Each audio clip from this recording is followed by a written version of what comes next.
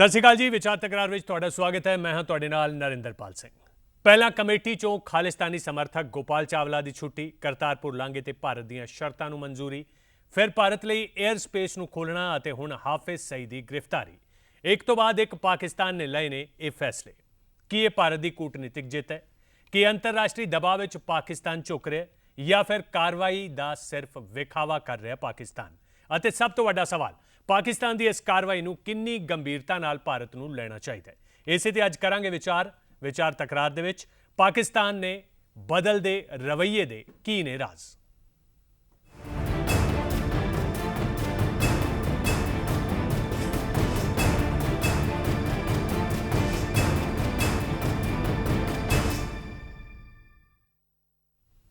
जी हाँ, पाकिस्तान के बदलते रवैये के की ने राज। साडे नाल कुछ मेहमान भी जुड़नगे, उन्होंने भी तारुफ करवावांगे। पहला उस तो पहला ये रिपोर्ट देखो कि किवें पाकिस्तान ने पिछले कुछ दिनों के विच एक तो बाद एक अजिहे कदम चुके ने जिस ते शायद पाकिस्तान चाहता है कि अंतरराष्ट्रीय पद्धर ते कौमांतरी पद्धर ते उसकी छवि कुछ सुधर जाए।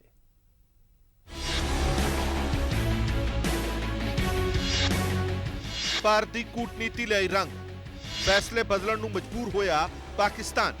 ਇੱਕ ਦੋ ਨਹੀਂ ਸਗੋਂ 3 ਵਾਰ ਟੇਕੇ ਗੋਡੇ। ਜਿਹਾ ਪਾਕਿਸਤਾਨ ਝੁਕ ਗਿਆ, ਭਾਰਤ ਦੇ ਦਬਾਅ ਨੇ ਪਾਕਿਸਤਾਨ ਨੂੰ ਆਪਣੇ ਫੈਸਲੇ ਬਦਲਣ ਤੇ ਮਜਬੂਰ ਕਰ ਦਿੱਤਾ। ਕਰਤਾਰਪੁਰ ਕੋਰੀਡੋਰ ਕਮੇਟੀ ਦੇ ਵਿੱਚੋਂ ਗੋਪਾਲ ਚਾਵਲਾ ਨੂੰ ਕੱਢਣ ਅਤੇ 에ਅਰ ਸਪੇਸ ਮੁੜ ਖੋਲ੍ਹਣ ਤੋਂ ਬਾਅਦ ਪਾਕਿਸਤਾਨ ਦੇ ਵਿੱਚ ਮੁੰਬਈ ਹਮਲੇ ਦੇ ਮਾਸਟਰਮਾਈਂਡ ਅਤੇ ਜਮਾਤ ਉਦ ਦਾਵਾ ਦੇ ਮੁਖੀ ਹਾਫਿਜ਼ ਸਈਦ ਨੂੰ ਗ੍ਰਿਫਤਾਰ ਕੀਤਾ ਗਿਆ। ਲਾਹੌਰ ਤੋਂ ਗੁਜਰਾਂਵਾਲਾ ਜਾ ਰਹੇ ਹਾਫਿਜ਼ ਸਈਦ ਨੂੰ ਪੰਜਾਬ ਦੇ ਕਾਊਂਟਰ ਟੈਰਰਿਸਟ ਡਿਪਾਰਟਮੈਂਟ ਵੱਲੋਂ ਗ੍ਰਿਫਤਾਰ ਕੀਤਾ ਗਿਆ। ਪਾਕਿਸਤਾਨੀ ਮੀਡੀਆ ਦੇ ਮੁਤਾਬਕ ਦਹਿਸ਼ਤਗਰਦੀ ਜਥੇਬੰਦੀ ਲਈ ਫੰਡ ਜੁਟਾਉਣ ਦੇ ਇਲਜ਼ਾਮ ਦੇ ਵਿੱਚ ਇਹ ਕਾਰਵਾਈ ਕੀਤੀ ਗਈ ਹੈ।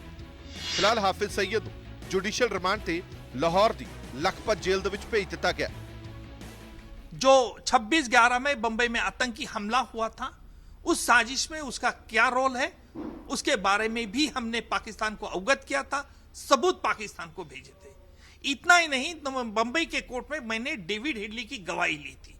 डेविड हेडली ने हाफिज सईद और लश्कर तैयबा जमात उद दावा और ISI की तार किस तरह से जुड़ी है, इसके बारे में डॉक्यूमेंट्री एविडेंस प्रोड्यूस किया। वो पाकिस्तान को भेज गया था, उसके बावजूद पाकिस्तान उससे किया नहीं थी। लेकिन आज उसको अटैक करना, ये मानता हूं कि भारत सरकार की जो कूटनीति थी, उस अंतर्राष्ट्रीय दबाव के कारण आज पाकिस्तान दुनिया को धोखा दे रहा है कि हमने उसे अरेस्ट किया। हमें देखना यह है कि पाकिस्तान हाफिज सईद के खिलाफ किस तरह से सबूत कोर्ट में पेश करता है और किस तरह से उसको सजा होने के लिए एफर्ट्स करता है, ये देखना जरूरी होगा। नहीं तो मैं कहूंगा पाकिस्तान का एक ड्रामा है। 26 ਫਰਵਰੀ ਨੂੰ ਪਾਕਿਸਤਾਨ ਦੇ ਬਾਲਾਕੋਟ ਦੇ ਵਿੱਚ ਭਾਰਤ ਵੱਲੋਂ ਕੀਤੀ ਗਈ 에ਅਰ ਸਟ੍ਰਾਈਕ ਤੋਂ ਬਾਅਦ ਪਾਕਿਸਤਾਨ ਨੇ ਆਪਣੀ 에ਅਰ ਸਪੇਸ ਨੂੰ ਬੰਦ ਕਰ ਦਿੱਤਾ ਸੀ, ਪਰ ਮੰਗਲਵਾਰ ਨੂੰ ਇਸ ਫੈਸਲੇ ਨੂੰ ਬਦਲਦਿਆਂ ਹੋਇਆਂ ਹਵਾਈ ਲਾਂਘੇ ਨੂੰ ਮੁੜ ਤੋਂ ਖੋਲ੍ਹ ਦਿੱਤਾ ਗਿਆ, ਜਿਸ ਦੇ ਨਾਲ ਭਾਰਤ ਤੇ ਪਾਕਿਸਤਾਨ ਵਿਚਾਲੇ ਹਵਾਈ ਆਵਾਜਾਈ ਆਮ ਵਾਂਗ ਚੱਲ ਸਕੇਗੀ। ਇਮਰਾਨ ਖਾਨ ਔਰ ਪਾਕਿਸਤਾਨ ਇਕੱਲੇ ਪੈ ਗਏ ਨੇ ਦੁਨੀਆ ਦੇ ਵਿੱਚ ਆਤੰਕਵਾਦ ਦੇ ਮੁੱਦੇ ਤੇ, ਔਰ ਜੋ ਸੰਦੇਸ਼ ਮੋਦੀ ਜੀ ਨੇ ਦਿੱਤਾ ਜ਼ੀਰੋ ਟੋਲਰੈਂਸ ਫॉर ਟੈਰਰਿਜ਼ਮ, ਸੋ ਉਹਦਾ ਇਹ ਰਿਜ਼ਲਟ ਆ ਰਿਹਾ ਕਿ ਲੰਬਾ ਸੰਘਰਸ਼ ਹੋਇਆ। ਪਾਕਿਸਤਾਨ ਨੂੰ ਇਹ ਪਹਿਲੀ ਵਾਰੀ ਕਿਸੇ ਭਾਰਤ ਦੀ ਸਰਕਾਰ ਨੇ ਮਹਿਸੂਸ ਕਰਾਇਆ ਕਿ ਉਹਦਾ ਅਸਤਿਤਵ ਖਤਮ ਹੋ ਜਾਏਗਾ ਜੋ ਆਤੰਕਵਾਦੀਆਂ ਦੇ ਉੱਤੇ ਅੰਕੁਸ਼ ਨਹੀਂ ਕੱਸੇਗਾ। ਸੋ ਅੱਜ ਮੈਂ ਸਮਝਦਾ ਇੱਕ ਤੋਂ ਬਾਅਦ ਇੱਕ ਬਹੁਤ ਅੱਛੇ ਸਿੰਪਟਮਸ ਆ ਰਹੇ ਨੇ, ਜਿਹਦੇ ਵਿੱਚ ਕਿ 에ਅਰ ਸਪੇਸ ਪਾਕਿਸਤਾਨ ਦੀ ਜਿਹੜੀ ਖੁੱਲ੍ਹੀ ਹੈ। ਅੱਜ ਹਾਫਿਜ਼ ਸਈਦ ਨੂੰ ਉਹਨਾਂ ਨੇ ਗ੍ਰਿਫਤਾਰ ਕੀਤਾ ਹੈ, ਪਰ ਹੁਣ ਮੈਨੂੰ ਲੱਗਦਾ ਹੈ ਕਿ ਪਾਕਿਸਤਾਨ ਨੂੰ ਇਹ ਸਮਝ ਆ ਗਈ ਹੈ ਕਿ ਇੱਕ ਬੱਬਰ ਸ਼ੇਰ ਦੇ ਹੱਥ 'ਚ ਦੇਸ਼ ਦੀ ਕਮਾਨ ਹੈ, ਭਾਰਤ ਦੀ ਕਮਾਨ ਹੈ। ਸੋ ਆਉਣ ਵਾਲੇ ਸਮੇਂ 'ਚ ਮੈਨੂੰ ਲੱਗਦਾ ਹੈ ਕਿ ਪਾਕਿਸਤਾਨ ਇਹ ਸਬਕ ਸਿੱਖੇਗਾ ਕਿ ਇੱਕ ਪੜੋਸੀ ਦੇ ਨਾਲ ਅੱਛੇ ਸੰਬੰਧ ਹੋਣੇ ਚਾਹੀਦੇ। ਭਾਰਤ ਦੇ ਦਬਾਅ ਅੱਗੇ ਪਾਕਿਸਤਾਨ ਨੂੰ ਉਦੋਂ ਵੀ ਝੁਕਣਾ ਪਿਆ ਜਦੋਂ ਕਰਤਾਰਪੁਰ ਕੋਰੀਡੋਰ ਕਮੇਟੀ ਦੇ ਵਿੱਚ ਸ਼ਾਮਲ ਖਾਲਿਸਤਾਨ ਹਮਾਇਤੀ ਗੋਪਾਲ ਚਾਵਲਾ ਦੀ ਮੌਜੂਦਗੀ ਤੇ ਭਾਰਤ ਨੇ ਸਵਾਲ ਚੁੱਕੇ ਅਤੇ ਇਸੇ ਵਜ੍ਹਾ ਕਰਕੇ ਦੋਵਾਂ ਮੁਲਕਾਂ ਵਿਚਾਲੇ ਹੋਣ ਵਾਲੀ ਅਹਿਮ ਬੈਠਕ ਨੂੰ ਰੱਦ ਕਰ ਦਿੱਤਾ ਗਿਆ। ਇਸ ਤੋਂ ਬਾਅਦ ਪਾਕਿਸਤਾਨ ਨੇ ਤੈਅ ਮੀਟਿੰਗ ਤੋਂ ਮਹਿਜ਼ ਇੱਕ ਦਿਨ ਪਹਿਲਾਂ ਗੋਪਾਲ ਚਾਵਲਾ ਨੂੰ ਕਮੇਟੀ ਚੋਂ ਹਟਾਉਣ ਦਾ ਫੈਸਲਾ ਸੁਣਾ ਦਿੱਤਾ। ਭਾਰਤ ਦੇ ਦੁਸ਼ਮਣਾਂ ਦਾ ਪਨਾਹਗਾਰ ਹੈ ਪਾਕਿਸਤਾਨ। ਇਹ ਗੱਲ ਕਈ ਵਾਰ ਪੂਰੀ ਦੁਨੀਆ ਦੇ ਸਾਹਮਣੇ ਸਾਬਤ ਹੋ ਚੁੱਕੀ ਹੈ। ਹਾਲਾਂਕਿ ਪਾਕਿਸਤਾਨ ਇਸ ਗੱਲ ਨੂੰ ਹਮੇਸ਼ਾ ਨਕਾਰਦਾ ਹੀ ਰਿਹਾ। ਬਾਵਜੂਦ ਉਸ ਦੇ ਭਾਰਤੀ ਵਿਦੇਸ਼ ਨੀਤੀ ਅਤੇ ਕੂਟਨੀਤਿਕ ਦਬਾਅ ਨੇ ਗੁਆਂਢੀ ਮੁਲਕ ਨੂੰ ਝੁਕਣ ਲਈ ਮਜਬੂਰ ਕਰ ਹੀ ਦਿੱਤਾ। Bureau report, PTC news. जी हाँ, पाकिस्तान का अचानक ये बदलदा सो कॉल्ड बदलदा रवैया कई सारे सवाल खड़े कर रहे हैं, जिन्हों का जवाब असी तलाशांगे। सब तो पहला तो सब तो वड्डा सवाल यह है कि वाकई पाकिस्तान गंभीर है कि भारत के दबाव के अगे पाकिस्तान झुके है। दूसरा सवाल,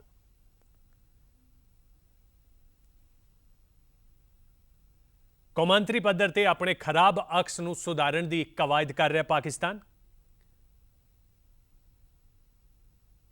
तीसरा सवाल कि फाइनेंशियल एक्शन टास्क फोर्स जिसने ग्रे लिस्ट विच पाकिस्तान नूं रख दिता सी, उस तो होने वाली कार्रवाई तो पाकिस्तान घबरा गया। दहशतगर्दी खिलाफ पाकिस्तान की कार्रवाई कितनी गंभीर है, यह सब तो अहम सवाल है। ਅਤੇ सब तो वड्डा सवाल ये कि भारत का हुण इस विच की अगला कदम होना चाहिए। इन्हां सारे मुद्दों पर चर्चा करांगे। चर्चा करने लई साडे नाल कुछ विशेष मेहमान मौजूद ने, उन्हां नाल तुहाडा तारुफ करवा दिंदे हां। साडे नाल सुरक्षा माहर जयबंत सिंह जी ने, इस तो इलावा साडे नाल सीनियर पत्रकार विक्रमजीत सिंह जुड़े हुए ने, भारत पाक पीस एक्टिविस्ट चंचल मनोहर सिंह जी साडे नाल ने, अते सियासी माहर प्रोफैसर मुहम्मद खालिद भी साडे नाल ने। तुहाडे सारिआं दा बहुत बहुत स्वागत है जी। सब तो पहला सवाल जयबंत जी तुहाडे तो, तुहानूं की लगदा की मंशा है पाकिस्तान की? सब तो पहला सवाल, एक कदम एक तो बाद एक सामने आए ने, मन्निया जाए भारत की कूटनीतिक जित है, और कूटनीतिक जित है तो वाकई पाकिस्तान गंभीर है या मजबूर?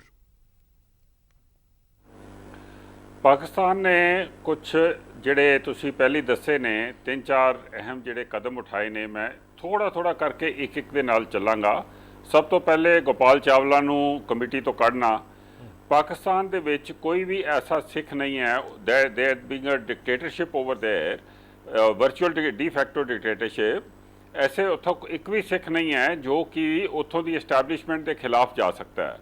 ਸੋ ਅਗਰ ਉਹ ਚਾਹਣ ਜਾਂ ਨਾ ਚਾਹਣ, ਉਹ ਸਾਰੇ ਖਾਲਿਸਤਾਨ ਦਾ ਸਮਰਥਨ ਕਰਦੇ ਨੇ, ਵਿਚਾਰਿਆਂ ਦੇ ਕੋਲ ਕੋਈ ਆਪਸ਼ਨ ਨਹੀਂ ਹੈ।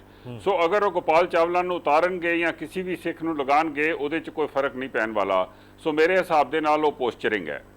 ਹਫੀਜ਼ ਸਈਦ ਨੂੰ ਜਿਹੜਾ ਫੜਿਆ ਹੈ, ਉਹ ਕੋਈ ਪਹਿਲੀ ਵਾਰ ਨਹੀਂ ਹਫੀਜ਼ ਸਈਦ ਨੂੰ ਫੜਿਆ, ਉਹਨੂੰ ਪਹਿਲੇ ਵੀ ਕਈ ਵਾਰ ਫੜਿਆ ਹੈ। ਫੜਦੇ ਨੇ ਉਹਨੂੰ, ਫਿਰ ਛੱਡ ਦਿੰਦੇ ਨੇ। ਸੋ ਉਹਦੇ ਵਾਸਤੇ ਸਾਨੂੰ ਵੇਟ ਕਰਨਾ ਪਏਗਾ ਤੇ ਦੇਖਣਾ ਪਏਗਾ ਕਿ ਐਕਚੁਅਲ ਉਹਦੇ ਨਾਲ ਕੀ ਐਕਸ਼ਨ ਲਿਆ ਜਾਂਦਾ ਹੈ। ਤੇ ਉਹਦੇ ਕੋਲੋਂ ਵੀ ਜ਼ਿਆਦਾ ਜ਼ਰੂਰੀ ਹੈ ਕਿ ਡੂ ਦੇ ਟੇਕ ਐਕਸ਼ਨ ਅਗੇਂਸਟ ਦ ਮਿਲੀਟੈਂਟ ਆਰਗੇਨਾਈਜੇਸ਼ਨਸ, ਕਿ ਉਹ ਲਸ਼ਕਰ ਤੈਯਬਾ, ਜੈਸ਼ ਮੁਹੰਮਦ, ਇਹਨਾਂ ਨੂੰ ਸਭ ਨੂੰ ਇਹਨਾਂ ਦੇ ਅਗੇਂਸਟ ਐਕਟ ਕਰਦੇ ਨੇ, ਇਹਨਾਂ ਦੇ ਐਸੈਟਸ ਨੂੰ ਸੀਲ ਕਰਦੇ ਨੇ, ਜਾਂ ਬਾਰਡਰ ਦੇ ਉੱਤੇ ਸਾਨੂੰ ਕੁਝ ਐਸਾ ਲੱਗੇ ਕਿ ਸੀਜ਼ਫਾਇਰ ਵਾਇਓਲੇਸ਼ਨਸ ਘੱਟ ਹੋ ਰਹੀਆਂ ਨੇ, ਕੋਈ ਟੈਂਜੀਬਲ ਮੂਵਮੈਂਟ ਹੋਏਗੀ ਤੇ ਫੇਰ ਹੀ ਪਤਾ ਲੱਗੇਗਾ। ਅਦਰਵਾਈਜ਼ ਉਹਨੂੰ ਅਰੈਸਟ ਕਰਕੇ ਤੇ it is a mere posture. ਤੀਸਰੀ ਗੱਲ ਹੋ ਗਈ ਕਿ ਕਰਤਾਰਪੁਰ ਕੋਰੀਡੋਰ ਦੇ ਉੱਤੇ ਕਾਫੀ ਜ਼ੋਰ ਦੇ ਨਾਲ ਚੱਲ ਰਹੇ ਨੇ। ਉਹ that is definitely a very welcome sign, ਪਰ ਉਹਦੇ ਵਿੱਚ ਵੀ ਉਹ ਇੱਕ ਆਪਣਾ ਮੋਡਰੇਟ ਫੇਸ ਦਿਖਾਉਣਾ ਚਾਹੁੰਦੇ ਨੇ ਇੰਟਰਨੈਸ਼ਨਲ ਕਮਿਊਨਿਟੀ ਨੂੰ। ਬੜੀ ਅੱਛੀ ਗੱਲ ਹੈ, ਅਸੀਂ ਤੇ ਕਹਿੰਦੇ ਹਾਂ ਕਿ ਉਹ ਸਿਰਫ ਫੇਸ ਦਿਖਾਣ ਨਾ, ਉਹ ਬਾਨੀ ਜਾਣ ਮੋਡਰੇਟ। ਸੋ ਦੇਅਰਫੋਰ ਇਸ ਵੇਲੇ ਜੋ ਹਾਲਾਤ ਨੇ ਮੇਰੇ ਹਿਸਾਬ ਦੇ ਨਾਲ ਕਿ it is all posturing, it is all perception creation. ਤੇ ਇਸ ਪੋਸਚਰਿੰਗ ਦਾ ਜਿਹੜਾ ਟੈਂਜੀਬਲ ਐਕਸ਼ਨ ਔਨ ਗਰਾਊਂਡ ਜਿਹੜਾ ਹੈ, ਉਹ ਦੇਖਣ ਵਾਸਤੇ ਇੰਡੀਆ ਨੂੰ ਵੇਟ ਕਰਨਾ ਚਾਹੀਦਾ ਹੈ। ਤੇ for the time being we can only welcome कि उन्होंने इस तरीके नाल कुछ कार्रवाइयां कीतियां ने जिहड़ियां कि साडे वास्ते, साडे दोनों दे रिलेशनशिप वास्ते अच्छियां ने। जी विक्रमजीत सिंह जी, पाकिस्तान के PM ने कुछ ही दिनों के विच अमेरिका जाना, अमेरिका की यात्रा करनी है, और उपरों इन्ना ज़्यादा प्रैशर है कि पाकिस्तान की इकॉनमी पूरे तरीके नाल फेल है। इंटरनेशनल जिहड़े बैंक ने उन्हां तो, इंटरनेशनल जिहड़ा मोनीटरिंग फंड है उस तो, या बाकी कोई फाइनैशियल असिस्टेंट जे किते कौमांतरी पद्धर तो आउंदी है उत्थों हत्थ ना धोना पै जाए, इस करके कदम चुक्या गया। एक्सपर्ट ये भी कहते हैं, तुहाडी की राय?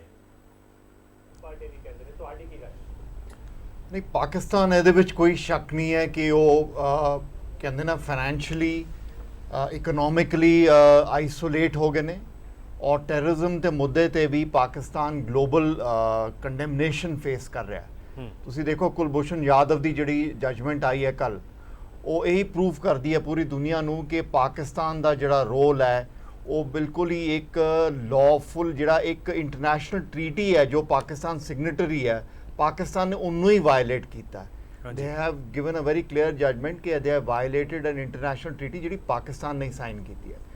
ਸੋ ਇਹ ਜਿਹੜੀ ਪਾਕਿਸਤਾਨ ਮੂਵਸ ਕਰ ਰਹੀ ਹੈਗੀ ਹੈ in the last couple of weeks, air space ਹੁਣੀ ਖੋਲੀ ਹੈ, ਕਰਤਾਰਪੁਰ ਤੇ ਜਿਹੜੇ ਕੰਸੈਸ਼ਨਸ ਦਿੱਤੇ ਨੇ, ਇਹਦੇ ਇੱਕ ਵੱਡਾ ਰੀਜ਼ਨ ਤੇ ਇਹ ਹੈ ਕਿ ਉਹ ਯੂਐਸ ਨੂੰ ਪ੍ਰੈਜ਼ੈਂਟ ਕਰਨਾ ਚਾਹ ਰਹੇ ਨੇ ਕਿ ਅਸੀਂ ਹੁਣ ਰੀਜ਼ਨੇਬਲ ਹੋ ਗਏ ਆ ਤੇ ਅਸੀਂ ਟੈਰਰਿਜ਼ਮ ਨੂੰ ਟੈਕਲ ਕਰਨ ਨੂੰ ਤਿਆਰ ਹੈਗੇ ਆ। ਦੂਜਾ ਉਹ ਯੂਐਸ ਔਰ ਇੰਡੀਆ ਨੂੰ ਦਿਖਾਣਾ ਚਾਹ ਰਹੇ ਨੇ ਕਿ ਅਸੀਂ ਟੈਰਰਿਜ਼ਮ ਦੇ ਖਿਲਾਫ ਸਟੈਪਸ ਲੈ ਰਹੇ ਆ। ਔਰ ਉਹਦਾ ਇੱਕ ਰੀਜ਼ਨ ਇਹ ਵੀ ਹੈ ਕਿ ਉਹ ਇੰਡੀਆ ਦਾ ਵੀ ਪ੍ਰੈਸ਼ਰ ਉਹਨਾਂ ਤੇ ਹੈਗਾ, ਕਿਉਂਕਿ after Balakot air strikes Pakistan ਨੇ 에ਅਰ ਸਪੇਸ ਬੰਦ ਕਰਤੀ ਕਿਉਂਕਿ ਦੇ ਫੇਅਰਡ ਕਿ ਇੰਡੀਆ ਹੋਰ 에ਅਰ ਸਟ੍ਰਾਈਕਸ ਵੀ ਲਾਂਚ ਕਰ ਸਕਦੀ ਹੈ। ਔਰ ਪਾਕਿਸਤਾਨ ਦੀ ਕੰਡੀਸ਼ਨ ਸੀਗੀ ਕਿ ਅਗਰ ਅਸੀਂ ਜੀ ਅਗਰ ਅਸੀਂ 에ਅਰ ਸਟ੍ਰਾਈਕਸ ਅਗਰ 에ਅਰ ਸਪੇਸ ਖੋਲਾਂਗੇ ਤਾਂ ਇੰਡੀਆ ਆਪਣੇ ਜਿਹੜੇ ਫਾਈਟਰ 에ਅਰਕ੍ਰਾਫਟ ਨੇ ਉਹਨਾਂ ਨੂੰ ਵਿਡਰਾ ਕਰੇ ਫਰਮ ਦ ਫਾਰਵਰਡ ਬੇਸਿਸ। ਹਾਂਜੀ। ਸੋ ਇਹ ਸ਼ੋ ਕਰਦਾ ਹੈ ਕਿ ਇੰਡੀਆ ਦਾ ਵੀ ਪ੍ਰੈਸ਼ਰ ਸੀ, ਇੰਡੀਆ ਦੀ ਇੱਕ ਬੜੀ ਸਸਟੇਨਡ ਗਲੋਬਲ ਡਿਪਲੋਮੈਟਿਕ ਪਾਲਿਸੀ ਸੀਗੀ ਟੂ ਆਈਸੋਲੇਟ ਪਾਕਿਸਤਾਨ। ਸੋ ਕਿਸ ਹੱਦ ਤੱਕ ਉਹ ਸਕਸੀਡ ਕੀਤੀ ਹੈ। ਜੀ ਜੀ ਜੀ। ਲੇਕਿਨ ਤੁਸੀਂ ਇਹ ਨੋਟ ਕਰੋ ਕਿ ਜਿਹੜਾ ਜਿਸ ਤਰ੍ਹਾਂ ਹਫੀਜ਼ ਸਈਦ ਨੂੰ ਅਰੈਸਟ ਕੀਤਾ ਹੈ, ਇਸ ਤੋਂ ਪਹਿਲਾਂ ਹਫੀਜ਼ ਸਈਦ ਨੂੰ 8 ਵਾਰੀ ਅਰੈਸਟ ਕੀਤਾ ਸੀ। ਬਿਲਕੁਲ। ਇਹ 9ਵੀਂ ਵਾਰੀ ਹੈ ਜੋ ਹਫੀਜ਼ ਸਈਦ ਅਰੈਸਟ ਹੋਇਆ। ਹਾਂਜੀ। ਸੋ ਕੀ ਇਹ ਕਾਸਮੈਟਿਕ ਜਾਂ ਮੈਜਰ ਹੈ? ਔਰ ਅੱਜ government of India the statement ਆਈ ਹੈ ਕਿ ਗਵਰਨਮੈਂਟ ਆਫ ਇੰਡੀਆ ਬਿਲੀਵ ਕਰਦੀ ਹੈ ਕਿ ਹਫੀਜ਼ ਸਈਦ ਦਾ ਜਿਹੜਾ ਅਰੈਸਟ ਹੈ ਉਹ ਇੱਕ ਕਾਸਮੈਟਿਕ ਮੈਜਰ ਹੈ, ਕਿਉਂਕਿ ਪਾਕਿਸਤਾਨ ਹਫੀਜ਼ ਸਈਦ ਦੇ ਖਿਲਾਫ proper evidence court of law ਵਿੱਚ ਪ੍ਰੋਡਿਊਸ ਨਹੀਂ ਕਰਦੀ। ਸੋ ਉਹ ਬਾਅਦ ਚ ਕੋਰਟ ਕਹਿੰਦੀ ਐਵੀਡੈਂਸ ਨਹੀਂ ਹੈ ਤਾਂ ਉਹਨੂੰ ਰਿਲੀਜ਼ ਕਰ ਦਿੰਦੀ ਹੈ। ਜੀ ਜੀ ਜੀ। ਸੋ ਜਦ ਤੱਕ ਪਾਕਿਸਤਾਨ ਐਸੇ ਸਟੈਪਸ ਨਹੀਂ ਲੈਂਦੀ ਜੋ ਇਰਰਿਵਰਸਿਬਲ ਨੇ, ਜੋ ਕ੍ਰੈਡੀਬਲ ਨੇ, ਜੋ ਸਸਟੇਨਡ ਨੇ, we should keep our guard up. ਬਿਲਕੁਲ, ਉਦੋਂ ਤੱਕ ਵਿਸ਼ਵਾਸ ਨਹੀਂ ਕੀਤਾ ਜਾ ਸਕਦਾ। ਦੀ ਹਿਸਟਰੀ ਹੈ ਕਿ ਜਦੋਂ ਕ੍ਰਾਈਸਿਸ ਵਿੱਚ ਆਂਦਾ ਹੈ ਤੇ ਉਹ ਇਸ ਤਰੀਕੇ ਦੇ ਕਦਮ ਚੁੱਕਦਾ। ਬਿਲਕੁਲ। ਚੰਚਲ ਮਨੋਹਰ ਸਿੰਘ ਜੀ, ਤੁਹਾਨੂੰ ਲੱਗਦਾ ਹੈ ਕਿ ਅੱਜ ਐਮਈਏ ਨੇ ਸਾਫ਼ ਕੀਤਾ ਕਿ ਇਹ ਕਾਸਮੈਟਿਕ ਹੈ, ਜਿਵੇਂ ਕਿ ਵਿਕਰਮਜੀਤ ਜੀ ਨੇ ਵੀ ਕਿਹਾ ਕਿ ਇਹ ਕਾਸਮੈਟਿਕ ਜਿਹੜੇ ਹੈ ਉਹ ਕਦਮ ਚੁੱਕੇ ਜਾ ਰਹੇ ਨੇ, ਇਸ ਦਾ ਕੁਝ ਨਿਕਲਣ ਵਾਲਾ ਨਹੀਂ, ਕਿਉਂਕਿ 8 ਵਾਰ ਪਹਿਲਾਂ ਗ੍ਰਿਫਤਾਰੀ ਤੇ 9ਵੀਂ ਵਾਰੀ ਹੁਣ ਗ੍ਰਿਫਤਾਰੀ ਹਾਫਿਜ਼ ਸਈਦ ਦੀ। ਲੇਕਿਨ ਜਦੋਂ ਸਬੂਤਾਂ ਦੀ, ਜਦੋਂ ਕਟਹਿਰੇ ਵਿੱਚ ਖੜਾ ਕਰਨ ਦੀ, ਕੋਰਟ ਆਫ ਲਾਅ ਵਿੱਚ ਜਾਣ ਦੀ ਗੱਲ ਹੁੰਦੀ, ਉਦੋਂ ਪਾਕਿਸਤਾਨ ਆਪਦੇ ਹੱਥ ਪਿੱਛੇ ਖਿੱਚ ਲੈਂਦਾ। ਲੇਕਿਨ ਤੁਹਾਨੂੰ ਲੱਗਦਾ ਹੈ ਕਿ ਅਗਰ ਇਸ ਦੇ ਵਿੱਚ ਕਰਤਾਰਪੁਰ ਲਾਂਘੇ ਜਿਹੜਾ ਕਿ ਵੈਲਕਮ ਸਟੈਪ ਮੰਨਿਆ ਜਾ ਰਿਹਾ ਹੈ ਕਿ ਸ਼ਰਤਾਂ ਮੰਨ ਲਈਆਂ, 5000 ਤੋਂ ਜ਼ਿਆਦਾ ਸ਼ਰਧਾਲੂ ਜਾਣਗੇ, ਬ੍ਰਿਜ ਦੀ ਸ਼ਰਤ ਮੰਨ ਲਈ, ਹਰ ਤਰੀਕੇ ਦੀ, ਤੁਹਾਨੂੰ ਲੱਗਦਾ ਹੈ ਕਿ ਇਹ ਸਟਾਰਟਿੰਗ ਪੁਆਇੰਟ ਹੋ ਸਕਦਾ ਹੈ? ਚਾਹੇ ਕਾਸਮੈਟਿਕ ਕੁਝ ਚੀਜ਼ਾਂ ਇਸ ਵਿੱਚ ਇਨਵੋਲਵ ਨੇ ਕਿ ਭਾਰਤ ਪਾਕਿਸਤਾਨ ਦੇ ਵਿੱਚ ਦੁਬਾਰਾ ਗੱਲਬਾਤ ਸ਼ੁਰੂ ਹੋ ਸਕੇ, ਰਿਸ਼ਤੇ ਸੁਧਰ ਸਕਣ, ਸਟਾਰਟਿੰਗ ਪੁਆਇੰਟ ਲੱਗਦਾ ਤੁਹਾਨੂੰ ਹੋ ਸਕਦਾ? ਦੇਖੋ, ਜਿਹੜਾ ਕਾਰੀਡੋਰ ਕਰਤਾਰਪੁਰ ਸਾਹਿਬ ਕਾਰੀਡੋਰ ਖੋਲ੍ਹਣਾ ਹੈ, ਉਹਦਾ ਜਿਹੜਾ ਇੱਕ ਵੱਖਰਾ ਇਸ਼ੂ ਹੈ, ਉਹਦਾ ਇਹਨਾਂ ਇਸ਼ੂਜ਼ ਨਾਲ ਸੰਬੰਧ ਨਹੀਂ ਹੈ। ਹਾਫਿਜ਼ ਸਈਦ ਨੂੰ ਅਰੈਸਟ ਕਰਨਾ, ਚਾਵਲੇ ਨੂੰ ਕਮੇਟੀ ਤੋਂ ਹਟਾਉਣਾ ਤੇ ਉਹਦੇ ਨਾਲ ਸੰਬੰਧਿਤ ਹੈ। ਹਿੰਦੁਸਤਾਨ ਨੇ ਮੰਗ ਕੀਤੀ, ਭਾਰਤ ਨੇ ਕਿਹਾ ਕਿ ਵੀ ਇਹਨੂੰ ਉਸ ਕਮੇਟੀ ਤੋਂ ਹਟਾ ਦਿਓ ਜਿਹੜੀ ਕਮੇਟੀ ਕਰਤਾਰਪੁਰ ਸਾਹਿਬ ਕੋਰੀਡੋਰ ਨੂੰ ਮੈਨੇਜ ਕਰਨ ਲਈ, ਉਹਨਾਂ ਨੇ ਉਹਦੇ ਚੋਂ ਉਹਨੂੰ ਹਟਾ ਦਿੱਤਾ ਜੀ। ਔਰ ਹਾਫਿਜ਼ ਸਈਦ ਜਿਹੜਾ ਚਾਵਲੇ ਨੂੰ ਤੇ ਹਾਫਿਜ਼ ਸਈਦ ਨੂੰ ਅਸੀਂ ਬਰਾਬਰ ਨਹੀਂ ਰੱਖ ਸਕਦੇ। ਮੇਰੇ ਖਿਆਲ 'ਚ ਚਾਵਲਾ ਬਹੁਤ ਉਹਦੇ ਮੁਕਾਬਲੇ 'ਚ ਛੋਟੀ ਚੀਜ਼ ਹੈ, ਕਿਉਂਕਿ ਉਹ ਸਿਰਫ ਨਾਰੇ ਹੀ ਲਾਉਂਦਾ ਖਾਲਿਸਤਾਨ ਦੇ, ਤੇ ਇੰਡੀਆ ਵਿੱਚ ਖਾਲਿਸਤਾਨ ਦੇ ਨਾਰੇ। ਅਸੀਂ ਚੰਚਲ ਮਨੋਹਰ ਜੀ ਆਪਾਂ ਕੰਪੈਰੀਜ਼ਨ ਨਹੀਂ ਕਰ ਰਹੇ, ਲੇਕਿਨ ਇੱਕ ਰਵੱਈਏ ਦੀ ਗੱਲ ਕਰ ਰਹੇ ਹਾਂ, ਲਾਈ ਜਾਂਦੇ ਨੇ ਕਈ ਦਿਨ ਰਵੱਈਏ ਦੀ ਗੱਲ ਕਰ ਰਹੇ ਹਾਂ ਜੀ। ਪੋਸਟਰ ਉਹ ਇਹ ਜਿਹੜੀ ਚੇਂਜ ਹੈ, ਸਾਨੂੰ ਹਾਫਿਜ਼ ਸਈਦ ਤੇ ਜ਼ਿਆਦਾ ਐਮਫਸਿਸ ਕਰਨਾ ਚਾਹੀਦਾ ਜੀ। ਹਾਫਿਜ਼ ਸਈਦ ਨੂੰ 2 ਮਹੀਨੇ ਪਹਿਲੇ ਗਵਰਨਮੈਂਟ ਨੇ ਜਿਹੜੀ ਫੰਡਿੰਗ ਇਕੱਠੀ ਕਰਨੇ, ਫੰਡ ਉਹਦੀ ਪਹਿਲੇ ਹੀ ਆਰਗੇਨਾਈਜੇਸ਼ਨ ਬੜੀ ਰਿਚ ਹੈ, ਉਹਦੇ ਤੇ ਬੈਨ ਲਾਇਆ। ਫਿਰ ਉਹਦੇ ਤੇ ਬੈਨ ਲਾਇਆ ਗਿਆ ਕਿ ਜਿਹੜੀ ਉਹ ਰਿਕਰੂਟਮੈਂਟ ਪਾਲਿਸੀ ਹੈ ਕਿ ਜਿਹੜੇ ਉਹ ਖੁਦਕੁਸ਼ suicide bomber, suicide terrorist civil ਵਿੱਚੋਂ ਪਿੰਡਾਂ 'ਚੋਂ ਜਾ ਕੇ ਭਰਤੀ ਕਰਦਾ, ਉਹਦੇ ਤੇ ਵੀ ਉਹਨਾਂ ਨੇ ਬੈਨ ਲਾਤਾ ਕਿ ਵੀ ਤੁਸੀਂ ਹੁਣ ਭਰਤੀ ਨਹੀਂ ਕਰਨੀ। ਪਰ ਉਹਨਾਂ ਕੋਲ ਆਲਰੇਡੀ ਬੜੇ ਹਜ਼ਾਰਾਂ ਦੀ ਗਿਣਤੀ 'ਚ ਸੁਇਸਾਈਡ ਬੰਬਰ ਹਨ। 10,000 ਕਹਿ ਲਓ ਤਾਂ ਵੀ ਥੋੜੇ ਨੇ, 20 ਕਹਿ ਲਓ ਤਾਂ ਵੀ ਥੋੜੇ, ਬਹੁਤ ਹੈਗੇ। ਹੁਣ ਸਵਾਲ ਇਹ ਹੈ ਵੀ ਉਹ ਜਿਹੜੇ ਬੰਬਰ ਹਨ ਉਹ ਯੂਜ਼ ਉਦੋਂ ਹੁੰਦੇ ਨੇ ਜਦੋਂ ਉਹਨਾਂ ਨੂੰ ਸਾਰੇ ਪਾਸੋਂ ਸਮਰਥਨ ਮਿਲਦਾ, ਕਿਉਂਕਿ ਬਾਰਡਰ ਕ੍ਰਾਸ ਕਰਨਾ, ਬਾਰਡਰ ਕ੍ਰਾਸ ਕਰਨ ਵਿੱਚ ਉਹਨਾਂ ਨੂੰ ਉੱਥੋਂ ਦੀਆਂ ਏਜੰਸੀਆਂ, ਉੱਥੋਂ ਦੀ ਫੌਜ ਮਦਦ ਦਿੰਦੀ ਹੈ। ਸੋ ਹੁਣ ਇਹ ਕਿੰਨੀ ਦੇਰ ਲੱਗਦੀ ਹੈ ਹਾਫਿਜ਼ ਸਈਦ ਨੂੰ ਬਿਲਕੁਲ ਕੂਲ ਕਰਨ ਤੇ, ਕਿਉਂਕਿ ਮੈਨੂੰ ਨਹੀਂ ਲੱਗਦਾ ਕਿ ਪਾਕਿਸਤਾਨ ਦੀ ਜਿਹੜੀ ਐਡਮਿਨਿਸਟ੍ਰੇਸ਼ਨ ਹੈ, ਏਜੰਸੀਆਂ ਜਿਹੜੀਆਂ, ਉਹ ਇੰਨੀ ਜਲਦੀ ਇਸ ਨੂੰ ਮਤਲਬ ਜੇਲ੍ਹਾਂ 'ਚ ਬੰਦ ਕਰ ਦੇਣ, ਸਾਰਾ ਕੁਝ ਕਰ ਦੇਣ, ਇਹ ਨਹੀਂ ਹੋ ਸਕਦਾ ਕਿਉਂਕਿ ਉਹਨੂੰ ਬਿਲਡ ਜਿਹੜਾ ਕੀਤਾ ਉਹ 1-2 ਮਹੀਨੇ 'ਚ ਨਹੀਂ ਹੋਇਆ। ਜਿਆ ਉਲ ਹਕ ਦੇ ਟਾਈਮ ਤੋਂ ਉਹਨੂੰ ਬਿਲਡ ਕੀਤਾ ਗਿਆ। ਜਿਆ ਉਲ ਹਕ ਨੇ ਉਹਨੂੰ ਸਾਊਦੀ ਅਰੇਬੀਆ ਪੜ੍ਹਨ ਭੇਜਿਆ, ਉੱਥੋਂ ਉਹਨੇ MA ਕੀਤੀ, 2 MA ਉਹਨੇ ਪੰਜਾਬ ਯੂਨੀਵਰਸਿਟੀ ਲਾਹੌਰ ਤੋਂ ਕੀਤੀਆਂ। ਤੋ ਇਹ ਸਾਰਾ ਕੁਝ ਜਿਹੜਾ ਸੀਗਾ ਉਹਨੂੰ ਟ੍ਰੇਨਡ ਕਰਕੇ ਬਿਲਡ ਕਰਕੇ ਉਹਨੂੰ ਇਸਟੈਬਲਿਸ਼ ਕੀਤਾ ਗਿਆ। ਹੁਣ ਇਹ ਸਵਾਲ ਹੈ ਕਿ ਹੁਣ ਉਹ ਇੰਨਾ ਜਾਨੀ ਵੱਡੀ ਸ਼ਕਤੀ ਬਣ ਗਿਆ, 1500 ਉਹਦੇ ਸੈੱਲ ਹੈਗੇ ਪਾਕਿਸਤਾਨ ਵਿੱਚ ਵੀ ਤੇ ਵਿਦੇਸ਼ਾਂ 'ਚ ਵੀ, ਉਹਦੀ ਫੰਡਿੰਗ ਹੈਗੀ ਹੈ, ਉਹਨੂੰ ਬਾਹਰੋਂ ਵੀ ਪੈਸਾ ਆਉਂਦਾ। ਸੋ ਉਹਨੂੰ ਕਿਸ ਤਰ੍ਹਾਂ ਕੰਟਰੋਲ ਕਰਦੇ ਆਪਣੀ ਛਵੀ ਬਚਾਉਣ ਲਈ, ਦੁਨੀਆ ਨੂੰ ਇਹ ਦੱਸਣ ਲਈ ਵੀ ਅਸੀਂ ਹੁਣ ਟੈਰਰਿਜ਼ਮ ਦਾ ਜਿਹੜਾ ਖਹਿੜਾ ਛੱਡ ਦਿੱਤਾ ਹੈ। ਤੇ ਇਹਦੇ ਤੇ ਬੜਾ ਸਮਾਂ ਲੱਗੇਗਾ। ਸਾਨੂੰ ਇੰਨੀ ਜਲਦੀ ਨਹੀਂ ਜਜਮੈਂਟਲ ਹੋਣਾ ਚਾਹੀਦਾ ਕਿ ਵੀ ਉਹਨੂੰ ਜੇਲ੍ਹ 'ਚ ਪਾ ਦਿੱਤਾ ਹੈ ਇਸ ਲਈ ਉੱਥੇ ਕੰਮ ਖਤਮ ਹੋ ਗਿਆ, ਕਿਉਂਕਿ ਜਿਹੜੇ ਉਹਦੇ 20,000 ਬੰਦੇ ਉਹਦੇ ਭਰਤੀ ਕੀਤੇ ਨੇ ਉਹਨਾਂ ਦਾ ਉਹ ਕੀ ਕਰਨਗੇ, ਕਿੱਥੇ ਅਕਾਮੋਡੇਟ ਕਰਨਗੇ, ਕਿੱਥੇ। ਤੁਸੀਂ ਇਹ ਬੜਾ ਲੰਬਾ ਪ੍ਰੋਸੈਸ ਹੋਏਗਾ ਪਾਕਿਸਤਾਨ ਲਈ ਹਾਫਿਜ਼ ਸਈਦ ਤੋਂ ਖਹਿੜਾ ਛੁਡਾਉਣਾ, ਟੈਰਰਿਜ਼ਮ ਤੋਂ ਖਹਿੜਾ ਛੁਡਾਉਣਾ, ਕਿਉਂਕਿ ਇਹਦੇ ਵਿੱਚ ਸਿਵਲੀਅਨ ਗਵਰਨਮੈਂਟ ਦਾ ਕੋਈ ਹੱਥ ਲੰਬਾ ਹੋ ਸਕਦਾ ਹੈ। ਪ੍ਰੋਫੈਸਰ ਮੁਹੰਮਦ ਖਾਲਿਦ, ਇਹਦੇ ਵਿੱਚ ਤੇ ਏਜੰਸੀਆਂ ਔਰ ਪ੍ਰੋਸੈਸ ਲੰਬਾ, ਇਸ ਵਿੱਚ ਕੋਈ ਦੋ ਰਾਏ ਨਹੀਂ, ਲੇਕਿਨ ਇੱਕ ਇੰਟੈਂਸ਼ਨ ਜਿਹੜੀ ਹੁੰਦੀ ਹੈ ਕਿ ਅਸੀਂ ਵਾਕਈ ਖਹਿੜਾ ਛੁਡਾਉਣਾ ਚਾਹੁੰਦੇ ਹਾਂ, ਉਹ ਨਜ਼ਰ ਆਉਂਦੀ ਹੈ ਪ੍ਰੋਫੈਸਰ ਮੁਹੰਮਦ ਖਾਲਿਦ ਤੁਹਾਨੂੰ? ਦੇਖੋ ਇੱਦਾਂ ਹੈਗਾ ਕਿ 2-3 ਇਸ਼ੂ ਜਿਹੜੇ ਫਲੈਗ ਆਊਟ ਹੋਏ ਨਾ ਆਪਣੀ ਡਿਸਕਸ਼ਨ 'ਚ ਹਜੇ ਤੱਕ ਜੀ।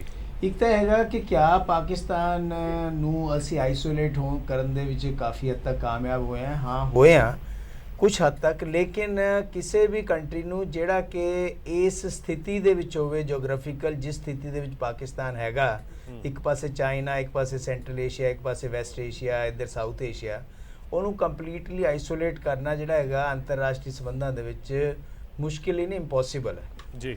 ਦੂਸਰੀ ਚੀਜ਼ ਇਹ ਹੈਗੀ ਹੈ ਪਾਕਿਸਤਾਨ ਇੱਕ ਨਿਊਕਲੀਅਰ ਪਾਵਰ ਹੈ, ਉਹਨੂੰ ਆਪਾਂ ਅੱਖੋਂ ਓਹਲੇ ਨਹੀਂ ਕਰ ਸਕਦੇ। ਤੀਸਰੀ ਚੀਜ਼ ਇਹ ਹੈਗੀ ਹੈ ਜਿਸ ਤਰੀਕੇ ਦੇ ਨਾਲ ਇਸ ਵੇਲੇ ਇੱਕ ਨਵਾਂ ਨੈਕਸਸ ਇਮਰਜ ਹੋ ਰਿਹਾ ਹੈ ਪਾਕਿਸਤਾਨ, ਇੰਡੀਆ, ਇਜ਼ਰਾਈਲ ਔਰ ਪਾਕਿਸਤਾਨ, ਇੱਕ ਕਾਊਂਟਰ ਨੈਕਸਸ ਜਿਹੜਾ ਇਮਰਜ ਹੋ ਰਿਹਾ ਚਾਈਨਾ, ਰਸ਼ੀਆ ਔਰ ਪਾਕਿਸਤਾਨ। ਇਹ ਜਿਹੜਾ ਹੈਗਾ ਇਹ ਇੰਟਰਨੈਸ਼ਨਲ ਰਿਲੇਸ਼ਨਸ ਦੇ ਵਿੱਚ ਚੱਲਦਾ ਰਹਿੰਦਾ ਹੈ ਔਰ ਅੱਗੇ ਨੂੰ ਵੀ ਚੱਲਦਾ ਰਹੂਗਾ। ਹਾਂ ਕੁਝ ਹੱਦ ਤੱਕ ਇੰਟਰਨੈਸ਼ਨਲ ਆਰਗੇਨਾਈਜੇਸ਼ਨਸ ਦੇ ਵਿੱਚ, ਕਿਉਂਕਿ ਸਾਡਾ ਕੱਦ ਬਹੁਤ ਵੱਡਾ ਹੈ ਪਾਕਿਸਤਾਨ ਨਾਲੋਂ, ਇਸ ਕਰਕੇ ਅਸੀਂ ਪਾਕਿਸਤਾਨ ਨੂੰ ਕਾਫੀ ਹੱਦ ਤੱਕ ਆਈਸੋਲੇਟ ਕਰਨ 'ਚ ਕਾਮਯਾਬ ਹੋ ਗਏ ਹਾਂ ਔਰ ਅਮਰੀਕਾ ਨੂੰ ਕਨਵਿੰਸ ਕਰਨ ਦੇ ਵਿੱਚ ਵੀ, ਟਰੰਪ ਐਡਮਿਨਿਸਟ੍ਰੇਸ਼ਨ ਨੂੰ ਖਾਸ ਤੌਰ ਤੇ ਕਨਵਿੰਸ ਕਰਨ ਦੇ ਵਿੱਚ ਵੀ ਅਸੀਂ ਕਾਮਯਾਬ ਹੋ ਗਏ ਹਾਂ ਕਿ ਪਾਕਿਸਤਾਨ ਜਿਹੜਾ ਹੈਗਾ ਉਹ ਟਰਬਲ ਮੇਕਰ ਹੈ ਸਾਡੇ ਵਾਸਤੇ, ਜੰਮੂ ਐਂਡ ਕਸ਼ਮੀਰ ਦੇ ਵਿੱਚ ਵੀ ਜਾਂ ਕ੍ਰਾਸ ਬਾਰਡਰ ਟੈਰਰਿਜ਼ਮ ਵਗੈਰਾ ਦੇ ਵਿੱਚ। ਇਹ ਸਾਰੀਆਂ ਚੀਜ਼ਾਂ ਹੈਗੀਆਂ, ਚੱਲਦੀਆਂ ਰਹਿੰਦੀਆਂ। ਲੇਕਿਨ ਪਾਕਿਸਤਾਨ ਅਗਰ ਕੰਪਲੀਟਲੀ ਆਪਣੇ ਆਪ ਨੂੰ ਇੰਟੀਗ੍ਰੇਟ ਕਰਨਾ ਚਾਹੁੰਦਾ ਹੈ ਤਾਂ ਉਹਨੂੰ ਹੋਰ ਜ਼ਿਆਦਾ ਕਰਨਾ ਪਏਗਾ।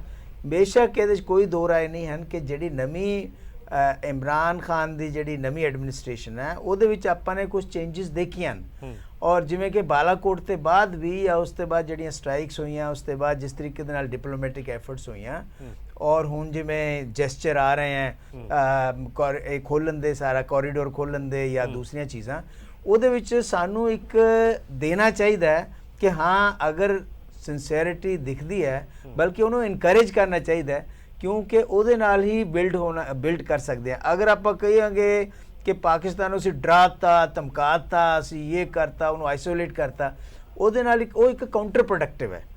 ਇਸ ਕਰਕੇ ਮੈਂ ਇਹ ਸੋਚਦਾ ਕਿ ਅਗਰ ਪਾਕਿਸਤਾਨ ਵੱਲੋਂ ਕੁਝ ਐਫਰਟ ਹੈ ਔਰ ਇਹ ਐਫਰਟ ਦੀ ਸ਼ਲਾਘਾ ਹੋਣੀ ਚਾਹੀਦੀ ਹੈ ਔਰ ਇਸ ਐਫਰਟ ਨੂੰ ਅੱਗੇ ਵਧਣ ਦੇ ਵਿੱਚ ਪਾਕਿਸਤਾਨ ਐਡਮਿਨਿਸਟ੍ਰੇਸ਼ਨ ਨੂੰ ਸਾਨੂੰ ਮਦਦ ਕਰਨੀ ਚਾਹੀਦੀ ਹੈ ਤਾਂ ਕਿ ਇਹ ਕਰਨਲ ਜੈਵੰਸ ਵਾਕਈ ਇਹ ਸ਼ਲਾਘਾਯੋਗ ਹੈ, ਇਸ ਦਾ ਸਵਾਗਤ ਕੀਤਾ ਜਾ ਸਕਦਾ ਹੈ ਕਿਉਂਕਿ MEA ਨੇ ਅੱਜ ਸਾਫ਼ ਕਰਤਾ ਕਿ ਇਹ ਕਾਸਮੈਟਿਕ ਹੈ, ਦਿਖਾਵਾ ਹੈ, ਡਰਾਮੇਬਾਜ਼ੀ ਹੈ, ਇਸ ਤੋਂ ਇਲਾਵਾ ਕੁਝ ਨਹੀਂ।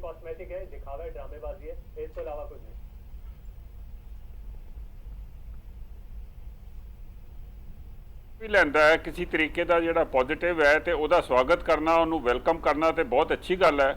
ਪਰ ਵੈਲਕਮ ਕਰਨ ਦੇ ਬਾਅਦ ਇਹ ਸੋਚਣਾ ਕਿ ਉਹਦੇ ਨਾਲ ਕੋਈ ਚੇਂਜ ਆ ਜਾਏਗਾ, ਉਹ ਠੀਕ ਨਹੀਂ ਹੈ ਸਾਡੇ ਵਾਸਤੇ। ਸਾਨੂੰ ਆਪਣਾ ਵਿਜੀਲੈਂਸ ਲੈਵਲ ਜਿਹੜਾ ਉਹਨੂੰ ਬੜਾ ਹਾਈ ਰੱਖਣਾ ਚਾਹੀਦਾ ਹੈ। ਤੇ ਨਾਲ ਮੇਰੇ ਨਾਲ ਦੇ ਮਾਈ ਕੋ ਪੈਨਲਿਸਟ ਹੁਣ ਕਹਿ ਰਹੇ ਸੀਗੇ ਕਿ ਮਤਲਬ ਸਾਨੂੰ ਉਹਨੂੰ ਐਨਕਰੇਜ ਕਰਨਾ ਚਾਹੀਦਾ ਹੈ। ਦੇਖੋ ਤੁਸੀਂ ਹਿਸਟੋਰੀਕਲੀ ਦੇਖੋ ਕਿ ਜਦੋਂ ਇਹ ਗਲੋਬਲ ਵਾਰ ਔਨ ਟੈਰਰ ਚੱਲ ਰਹੀ ਸੀਗੀ ਤੇ ਮੈਕਸਿਮਮ ਪਾਕਿਸਤਾਨ ਫੋਰਸਿਸ ਜਿਹੜੀਆਂ ਸੀਗੀਆਂ ਉਹਦੇ ਵੈਸਟਰਨ ਬਾਰਡਰ ਦੇ ਉੱਤੇ ਚਲੇ ਗਈਆਂ ਸੀਗੀਆਂ ਉਸ ਵੇਲੇ ਵੀ ਇੰਡੀਆ ਨੇ ਕੁਝ ਐਸਾ ਨਹੀਂ ਸੀ ਕੀਤਾ ਜਿਹਦੇ ਨਾਲ ਕਿ ਪਾਕਿਸਤਾਨ ਨੂੰ ਇਨਸਿਕਿਉਰ ਫੀਲ ਹੋਣ ਦੀ ਕੋਈ ਜ਼ਰੂਰਤ ਪਏ। ਤੇ ਇੰਡੀਆ ਨੇ ਬਾਰ-ਬਾਰ ਹਮੇਸ਼ਾ ਇਹ ਕਿਹਾ ਹੈ that it needs India is looking for a very peaceful neighborhood। India ਵਾਸਤੇ ਪਾਕਿਸਤਾਨ ਇੱਕ ਬਹੁਤ ਛੋਟਾ ਮੁਲਕ ਹੈ, ਉਹਦੇ ਨਾਲ ਬਿਨਾਂ ਵਜ੍ਹਾ ਦੇ ਵਿਵਾਦ ਕਰਕੇ ਤੇ ਇੰਡੀਆ ਨੂੰ ਕੁਝ ਨਹੀਂ ਮਿਲ ਸਕਦਾ। ਇੰਡੀਆ ਇਕਨੋਮਿਕਲੀ ਬਹੁਤ ਤੇਜ਼ ਚੱਲ ਰਿਹਾ ਹੈ ਤੇ ਇਹ ਸਾਰਾ ਕੁਝ ਸਾਡੇ ਵਾਸਤੇ ਇਟ ਇਜ਼ ਸਾਨੂੰ ਇਹ ਪਿੱਛੇ ਖਿੱਚਦੀਆਂ ਨੇ ਇਹ ਚੀਜ਼ਾਂ। ਸੋ ਇੰਡੀਆ ਨੂੰ ਬਿਲਕੁਲ ਕੋਈ ਇੰਟਰਸਟ ਨਹੀਂ ਹੈ ਪਾਕਿਸਤਾਨ ਦੀ ਟੈਰੀਟਰੀ 'ਚ, ਪਾਕਿਸਤਾਨ ਦੀ ਆਈਡੀਓਲੋਜੀ ਦੇ ਵਿੱਚ। ਪਾਕਿਸਤਾਨ ਦੇ ਨੂੰ ਸਕਸੈਸਿਵ ਪ੍ਰਾਈਮ ਮਿਨਿਸਟਰਸ ਨੇ ਇਹ ਕਿਹਾ ਹੈ ਕਿ we want Pakistan to be prosperous. So ਇਸ ਗੱਲ ਦੀ ਜਿਹੜੀ ਇਹ ਮਤਲਬ ਸਾਨੂੰ ਇਹਦੂ ਜ਼ਿਆਦਾ ਮੇਰੇ ਹਿਸਾਬ ਦੇ ਨਾਲ ਅਸੀਂ ਉਹਨਾਂ ਨੂੰ ਇਨਕਰੇਜ ਨਹੀਂ ਕਰ ਸਕਦੇ। ਉਹਨਾਂ ਨੂੰ ਹੁਣ ਕੁਝ ਆਪਣੀ ਸੈਲਫ ਇਨਕਰੇਜਮੈਂਟ ਹੀ ਕਰਨੀ ਪਏਗੀ ਕਿ ਉਹ ਇਹ ਸਮਝ ਜਾਣ ਕਿ ਇੰਡੀਆ ਦੇ ਨਾਲ ਆਪਣੀ ਦੋਸਤੀ ਕਰਕੇ ਜਾਂ ਇੰਡੀਆ ਦੇ ਨਾਲ ਘੱਟ ਤੋਂ ਘੱਟ ਇੱਕ ਨਾਰਮਲ ਰਿਲੇਸ਼ਨਸ਼ਿਪ ਕਰਕੇ ਉਹਨਾਂ ਨੂੰ ਜ਼ਿਆਦਾ ਫਾਇਦਾ ਹੈ, ਹਾਲਾਂਕਿ to get into a conflict and a dispute. ਜੀ Vikramjit, wait and watch Bharat ਦੀ ਪਾਲਿਸੀ ਹੋਣੀ ਚਾਹੀਦੀ ਹੈ, ਜਿਵੇਂ ਕਿ ਜੈਬੰਸ ਕਹਿ ਰਹੇ ਨੇ ਕਿ ਆਪਣਾ ਗਾਰਡ ਜਿਹੜਾ ਆਪਣਾ ਜਿਹੜੀ ਜਿਹਨੂੰ ਕਹੀਏ ਸੁਰੱਖਿਆ ਉਸ ਤੇ ਕਿਸੇ ਤਰੀਕੇ ਦਾ ਕੰਪਰੋਮਾਈਜ਼ ਨਾ ਕੀਤਾ ਜਾਵੇ ਔਰ ਵੇਟ ਐਂਡ ਵਾਚ ਪਹਿਲਾਂ ਦੇਖੀਏ ਕਿ ਪਾਕਿਸਤਾਨ ਕਰਨਾ ਕੀ ਚਾਹੁੰਦਾ। ਤੁਹਾਨੂੰ ਲੱਗਦਾ ਇਹੀ ਸਹੀ ਵੇ ਹੈ?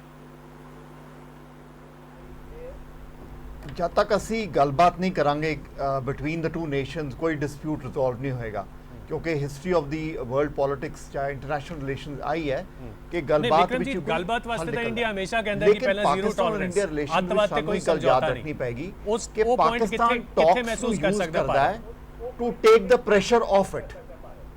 ਠੀਕ ਹੈ, ਹੁਣ ਪਾਕਿਸਤਾਨ ਤੇ ਇੰਡੀਆ ਨੇ ਪ੍ਰੈਸ਼ਰ ਬਿਲਡ ਕੀਤਾ ਹੈ। ਪਾਕਿਸਤਾਨ ਇਹ ਚਾਹੁੰਦਾ ਹੈ ਕਿ ਅਸੀਂ ਟਾਕ ਸ਼ੁਰੂ ਕਰ ਦਈਏ, ਇੱਕ ਰੀਕਨਸੀਲੀਏਸ਼ਨ ਪ੍ਰੋਸੈਸ ਸ਼ੁਰੂ ਕਰ ਦਈਏ। ਉਹਦੇ ਨਾਲ ਕੀ ਹੋਏਗਾ, ਪਾਕਿਸਤਾਨ ਤੇ ਜਿਹੜਾ ਪ੍ਰੈਸ਼ਰ ਹੁਣ ਅਸੀਂ ਮਾਊਂਟ ਕੀਤਾ ਹੋਇਆ ਉਹ ਰਿਸੀਡ ਹਲਕਾ ਹੋ ਜਾਏਗਾ ਔਰ ਉਹਦੀ ਫਿਰ ਉਸ ਸਿਚੁਏਸ਼ਨ ਵਿੱਚ ਪਾਕਿਸਤਾਨ ਆਪਣੀ ਜਿਹੜੀ ਟੈਰਰਿਜ਼ਮ ਹੈਗੀ ਹੈ ਉਹ ਫਿਰ ਰਿਜ਼ਿਊਮ ਕਰਨ ਦੀ ਕੋਸ਼ਿਸ਼ ਕਰੇਗਾ। ਔਰ ਇਹ ਹਿਸਟਰੀ ਸਾਡੀ ਇੰਡੀਆ ਪਾਕ ਰਿਲੇਸ਼ਨਸ਼ਿਪ ਦੀ ਇਹ ਐਵੀਡੈਂਸ ਹੈ ਕਿ ਜਦ ਵੀ ਸਾਡੇ ਟਾਕਸ ਫਿਰ ਸ਼ੁਰੂ ਹੋਈਆਂ, ਸਮਝੌਤੇ ਵਾਲਾ ਸੀ ਚੱਲੇ, ਪਾਕਿਸਤਾਨ ਨੇ ਫਿਰ ਐਸਾ ਕੋਈ ਵੱਡਾ ਕਾਂਡ ਕਰਤਾ ਜਿਹਦੇ ਨਾਲ ਉਹ back to terrorism, back to violence, back to conflict ਆਇਆ। ਜੀ ਸੋ ਸਾਨੂੰ ਇੱਕ ਐਜਾ ਤਰੀਕਾ ਲੱਭਣਾ ਪੈਣਾ ਹੈ ਕਿ ਅਸੀਂ ਟਾਕਸ ਵੀ ਰਿਜ਼ਿਊਮ ਕਰੀਏ, ਆਪਣੇ ਜਿਹੜੇ ਡਿਫਰੈਂਸਿਸ ਨੇ ਰਿਜ਼ੋਲਵ ਕਰੀਏ ਐਂਡ ਯੈਟ ਪਾਕਿਸਤਾਨ ਆਪਣੀ ਜਿਹੜੀ ਇਹ ਟੈਰਰਿਜ਼ਮ ਹੈਗੀ ਪ੍ਰੋਕਸੀ ਵਾਰ ਹੈ ਇਸ ਰਾਸਤੇ ਤੇ ਵਾਪਸ ਨਾ ਆਏ। ਬਿਲਕੁਲ ਅਸੀਂ ਇਸ ਤੇ ਚਰਚਾ ਕਰਾਂਗੇ, ਲੇਕਿਨ ਉਹ ਪੁਆਇੰਟ ਕਿੱਥੇ ਹੋਊਗਾ? ਮਤਲਬ ਕਦੋਂ ਭਾਰਤ ਇਹ ਚੀਜ਼ ਸੋਚ ਸਕਦਾ ਹੈ ਕਿ ਜਦੋਂ ਅਸੀਂ ਟਾਕਸ ਸ਼ੁਰੂ ਕਰੀਏ ਤਾਂ ਪਾਕਿਸਤਾਨ ਫਿਰ ਤੋਂ ਪਿੱਠ ਤੇ ਛੁਰਾ ਨਾ ਮਾਰੇ? ਇਹ ਕਿੱਥੇ ਗਾਰੰਟੀ ਹੋ ਸਕਦੀ ਹੈ, ਕਿਵੇਂ ਗਾਰੰਟੀ ਹੋ ਸਕਦੀ ਹੈ? ਕਿਉਂਕਿ ਪੈਨਲਿਸਟ ਹਰ ਕੋਈ ਕਹਿੰਦਾ ਹੈ ਕਿ ਦੋਵਾਂ ਦੇਸ਼ਾਂ ਦੇ ਵਿੱਚ ਜਿਹੜੇ ਮੁੱਦੇ ਨੇ ਉਸ ਦਾ ਗੱਲਬਾਤ ਤੋਂ ਇਲਾਵਾ ਹੋਰ ਕੋਈ ਰਸਤਾ ਨਹੀਂ, ਪਰ ਭਾਰਤ ਕਦੋਂ ਤੇ ਕਿਉਂ ਗੱਲਬਾਤ ਸ਼ੁਰੂ ਕਰੇ ਤੇ ਕਿਵੇਂ ਇਨਸ਼ੋਰ ਕਰੇ ਕਿ ਜਦੋਂ ਗੱਲਬਾਤ ਚੱਲ ਰਹੀ ਹੋਵੇ ਉਦੋਂ ਜਿਵੇਂ ਇਤਿਹਾਸ ਵਿੱਚ ਹੁੰਦਾ ਰਿਹਾ ਕਿ ਪਾਕਿਸਤਾਨ ਵਾਰ-ਵਾਰ ਪਿੱਠ ਵਿੱਚ ਛੁਰਾ ਮਾਰਦਾ ਹੈ, ਅਜਿਹਾ ਕਦਮ ਪਾਕਿਸਤਾਨ ਨਾ ਚੁੱਕੇ। ਇਸ ਤੇ ਅਸੀਂ ਚਰਚਾ ਕਰਾਂਗੇ ਵਿਚਾਰ ਤਕਰਾਰ ਵਿੱਚ ਇੱਕ ਛੋਟੀ ਜਿਹੀ ਬ੍ਰੇਕ ਤੋਂ ਬਾਅਦ।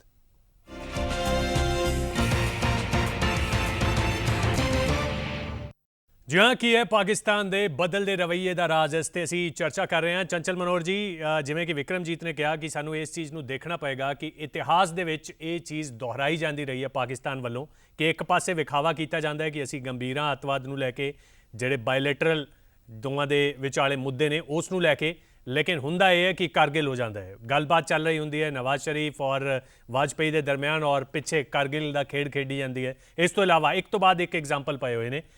ਕਿੱਥੇ ਪਾਕਿਸਤਾਨ ਦੀ ਗੰਭੀਰਤਾ ਨੂੰ ਅਗਰ ਟੈਸਟ ਕਰਨਾ ਹੋਵੇ ਤਾਂ ਉਹ ਪੁਆਇੰਟ ਕਿੱਥੇ ਆਏਗਾ? ਕਿਉਂ ਪਾਕਿਸਤਾਨ ਤੇ ਵਿਸ਼ਵਾਸ ਕਰਨਾ ਭਾਰਤ ਵਾਸਤੇ ਨਾਮੁਮਕਿਨ ਹੈ, ਲੇਕਿਨ ਮਜਬੂਰੀ ਇਹ ਹੈ ਕਿ ਗੱਲਬਾਤ ਤੋਂ ਇਲਾਵਾ ਕੋਈ ਰਸਤਾ ਨਹੀਂ? ਚੰਚਲ ਮਨੋਹਰ ਸਿੰਘ।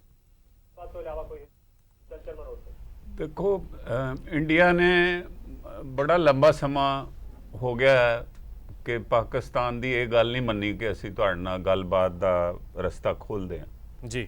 ਤਾਂ ਮੈਂ ਸਮਝਦਾ ਵੀ ਇੰਡੀਆ ਬੜੀ ਮਜ਼ਬੂਤ ਸਥਿਤੀ 'ਚ ਹੈ ਔਰ ਸਾਡੇ ਜਿਹੜੀ ਪ੍ਰਾਈਮ ਮਿਨਿਸਟਰ ਮੋਦੀ ਜੀ ਦੀ ਸਰਕਾਰ ਹੈ ਉਹ ਹਰ ਪੱਖੋਂ ਮਜ਼ਬੂਤ ਹੈ ਔਰ ਸਾਨੂੰ ਮਤਲਬ ਹਿਸਟਰੀ ਨੂੰ ਜੇ ਅਸੀਂ ਇਸ ਤਰ੍ਹਾਂ ਨਾਲ ਲੈ ਕੇ ਚੱਲਾਂਗੇ ਤੇ ਫਿਰ ਗੱਲ ਕਰਨੀ ਬੜੀ ਔਖੀ ਹੋ ਜਾਏਗੀ। ਸਾਨੂੰ ਜਿਹੜਾ ਚਾਂਸ ਦੇਣਾ ਵੀ ਹੈ ਤੇ ਚਾਂਸ ਲੈਣਾ ਵੀ ਚਾਹੀਦਾ, ਨੈਗੋਸ਼ੀਏਸ਼ਨ ਸ਼ੁਰੂ ਕਰਨੀਆਂ ਚਾਹੀਦੀਆਂ ਕਿਉਂਕਿ ਨੈਗੋਸ਼ੀਏਸ਼ਨ 'ਚ ਹੀ ਕੁਝ ਨਿਕਲੇਗਾ। ਉਹਨਾਂ ਦਾ ਰਵੱਈਆ ਵੀ ਬਦਲਿਆ ਹੋਇਆ, ਉਹਨਾਂ ਤੇ ਸਿਰਫ ਅਮਰੀਕਾ ਦਾ ਪ੍ਰੈਸ਼ਰ ਨਹੀਂ ਹੈਗਾ, ਉਹਨਾਂ ਤੇ ਰਸ਼ੀਆ ਦਾ ਪ੍ਰੈਸ਼ਰ ਹੈ, ਸਾਰੇ ਜਿਹੜੇ ਯੂਰਪੀਅਨ ਕੰਟਰੀਆਂ, ਜਰਮਨੀ, UK, ਫਰਾਂਸ, ਉਹਨਾਂ ਸਾਰਿਆਂ ਨੇ ਹਾਫਿਜ਼ ਸਈਦ ਨੂੰ ਟੈਰਰਿਸਟ ਕਰਾਰ ਦਿੱਤਾ, ਉਹਦੀ ਆਰਗੇਨਾਈਜੇਸ਼ਨ ਨੂੰ ਵੀ ਤੇ ਉਹਨੂੰ ਵੀ।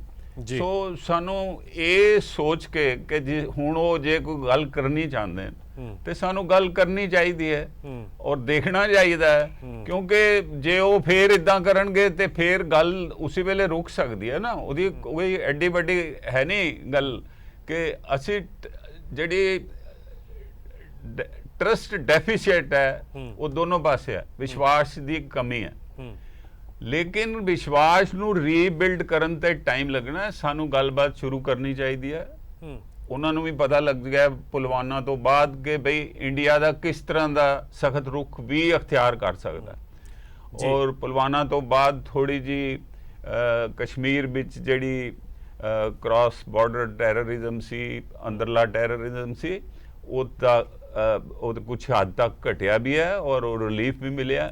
ਸੋ ਸਾਨੂੰ ਗੱਲਬਾਤ ਸ਼ੁਰੂ ਕਰਨੀ ਕਦੋਂ ਚਾਹੀਦੀ ਹੈ, ਇਹ ਤੈਅ ਕਰਨੀ ਹੈ ਸਾਡੇ ਡਿਪਲੋਮੇਟਸ ਨੇ। ਜੀ ਖਾਲਿਦ ਸਾਹਿਬ, डिप्लोमेट्स उस वेले करनगे जिस वेले वाकई मोदी जी समा है कि गार्डेड टॉक्स, मतलब अवेयर रह के, अलर्ट रह के टॉक्स बारे सोचा जा सकता है। कुछ अजिहा बदले प्रोफेसर खालिद?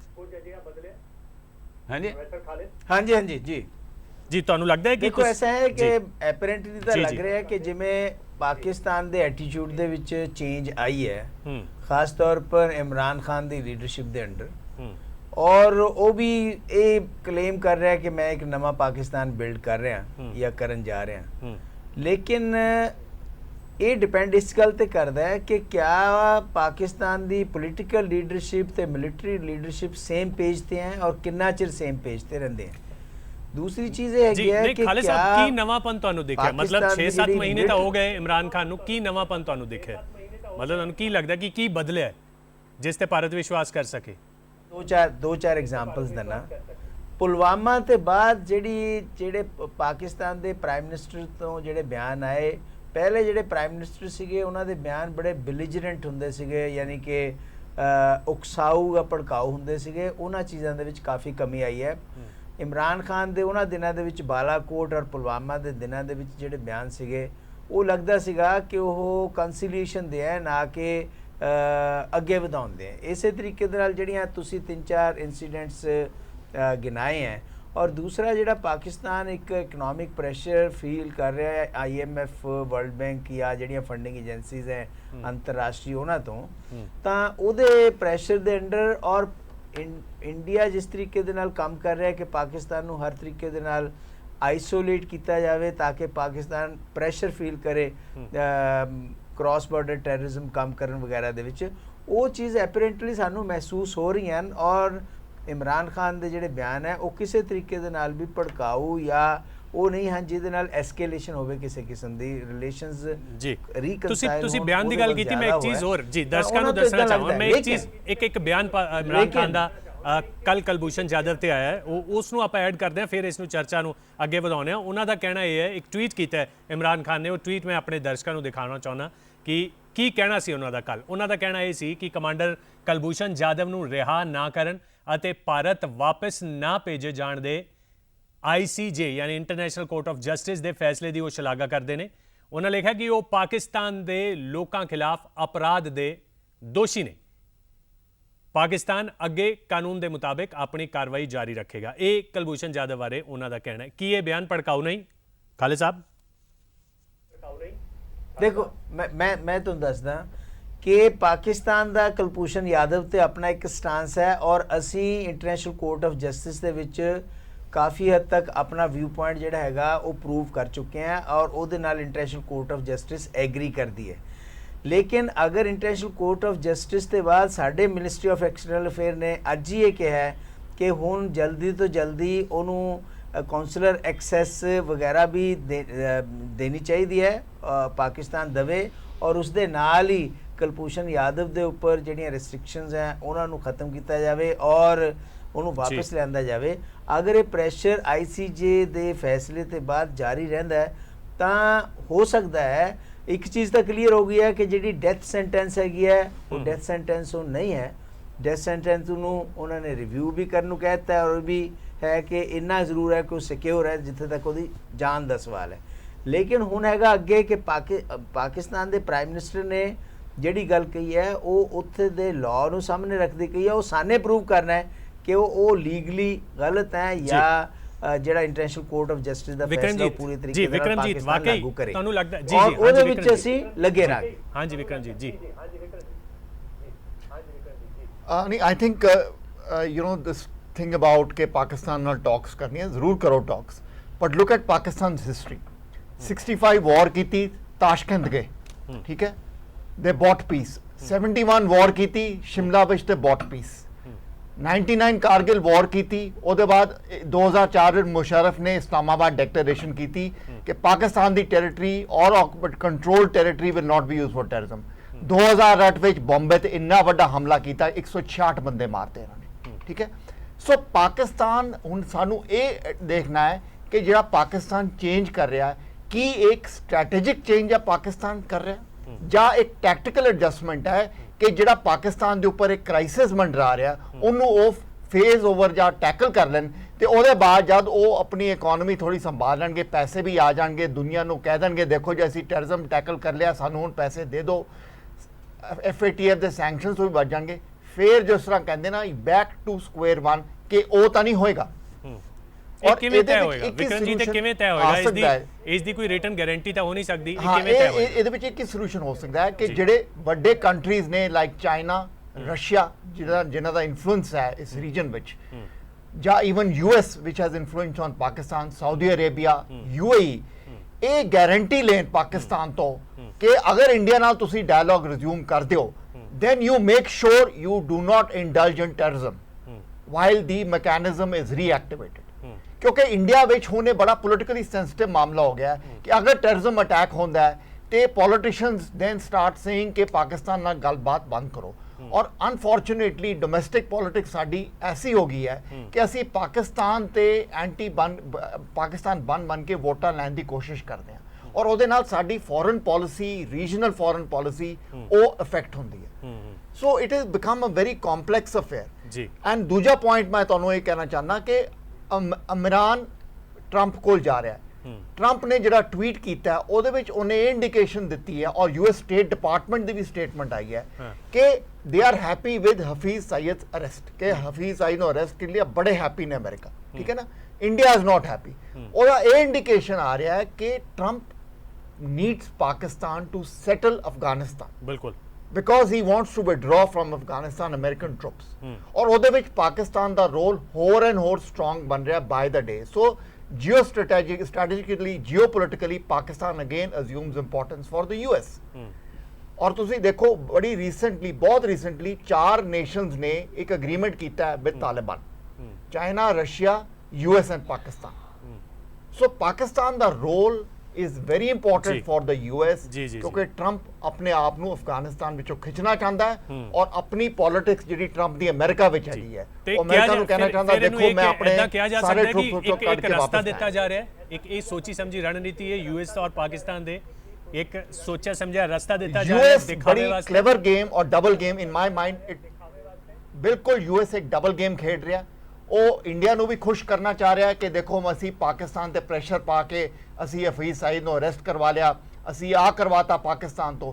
ਦੂਜੀ ਸਾਈਡ ਪਾਕਿਸਤਾਨ ਨੂੰ ਉਹ ਵੀ ਆਪਣੇ ਹੱਥ 'ਚ ਰੱਖਣਾ ਚਾਹ ਰਿਹਾ ਕਿਉਂਕਿ Pakistan it needs very badly in Afghanistan. ਜੀ ਜੀ ਜੀ, ਬਿਕਾਜ਼ ਵਿਦਆਊਟ ਪਾਕਿਸਤਾਨ ਉਹਨਾਂ ਦੀ ਜਿਹੜੀ ਸੈਟਲਮੈਂਟ ਅਫਗਾਨਿਸਤਾਨ ਜੀ ਜੀ ਉਹ ਬਹੁਤ ਮੁਸ਼ਕਲ ਜੀ। ਚੰਚਲ ਮਨੋਹਰ ਜੀ ਜੀ, ਇਵੇਂ ਹੈ ਜਦੋਂ ਰਸ਼ੀਆ ਅਫਗਾਨਿਸਤਾਨ 'ਚ ਸੀਗਾ ਤੇ ਜਿਹਾਦ ਦਾ ਜਿਹੜਾ ਕਨਸੈਪਟ ਸੀ ਉਹ ਅਮਰੀਕਾ ਨੇ ਹੀ ਦਿੱਤਾ ਸੀ ਮੁਸਲਮਾਨਾਂ ਨੂੰ ਦੁਨੀਆ 'ਚ, ਤੇ ਤਾਲਿਬਾਨ ਤੇ ਪਾਕਿਸਤਾਨ ਦੀਆਂ ਫੋਰਸਿਸ ਤੇ ਇਹ ਸਾਰੀਆਂ ਲੜ ਕੇ ਰਸ਼ੀਆ ਨੂੰ ਉਹਨਾਂ ਨੇ ਡਿਫੀਟ ਕੀਤਾ ਅਫਗਾਨਿਸਤਾਨ 'ਚ।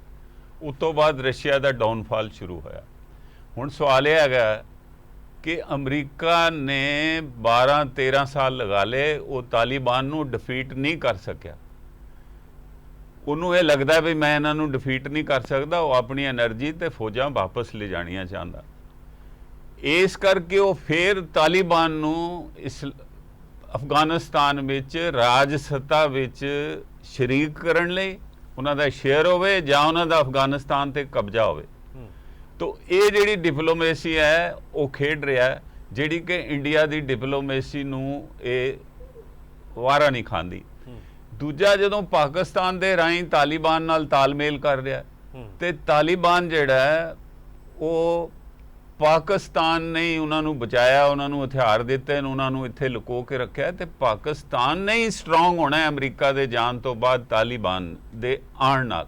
ਤੇ ਇੰਡੀਆ ਦੀ ਸਥਿਤੀ ਉੱਥੇ ਤਾਂ ਹੀ ਜ਼ਿਆਦਾ ਅੱਛੀ ਹੋਏਗੀ ਜੇਕਰ ਜਿਹੜੀ ਨਵਾਂ ਉੱਥੇ ਬਣ ਰਿਹਾ ਗੱਲਬਾਤ ਚੱਲ ਰਹੀ ਹੈ ਉਹਦੇ ਵਿੱਚ ਇੰਡੀਆ ਦੀ ਵੀ ਜਿਹੜੀ ਹੈ ਪੂਰੀ ਸੇ ਹੋਵੇ, ਕਿਉਂਕਿ ਜਿਹੜੀ ਅਫਗਾਨਿਸਤਾਨ ਦੀ ਹੁਣ ਦੀ ਗਨੀ ਦੀ ਗਵਰਨਮੈਂਟ ਹੈ ਉਹ ਤੇ ਇੰਡੀਆ ਦਾ ਉਹਦੇ ਵਿੱਚ ਰੋਲ ਚਾਹੁੰਦੀ ਹੈ, ਜਿਹੜੀ ਟੋਟਲ ਸੈਟਲਮੈਂਟ ਹੋ ਰਹੀ ਹੈ ਜਿਹਦੇ 'ਚ ਅਮਰੀਕਾ ਵੀ ਹੈ, ਪਾਕਿਸਤਾਨ ਵੀ ਹੈ, ਰਸ਼ੀਆ ਵੀ ਹੈ, ਇਹ ਸਾਰੇ ਮੁਲਕ ਇਕੱਠੇ ਹੋ ਕੇ ਉਹ ਕਰਨ। ਹੁਣ ਸਵਾਲ ਇਹ ਹੈ ਵੀ ਅਸੀਂ ਕਦੋਂ ਤੱਕ ਇਹ ਸੋਚਦੇ ਰਹਾਂਗੇ, ਕਿਉਂਕਿ ਅਮਰੀਕਾ ਤੇ ਆਪਣੀ ਗੇਮ ਖੇਡ ਰਿਹਾ, ਅਮਰੀਕਾ ਆਪਣੇ ਮਸਲੇ ਹੱਲ ਕਰ ਰਿਹਾ।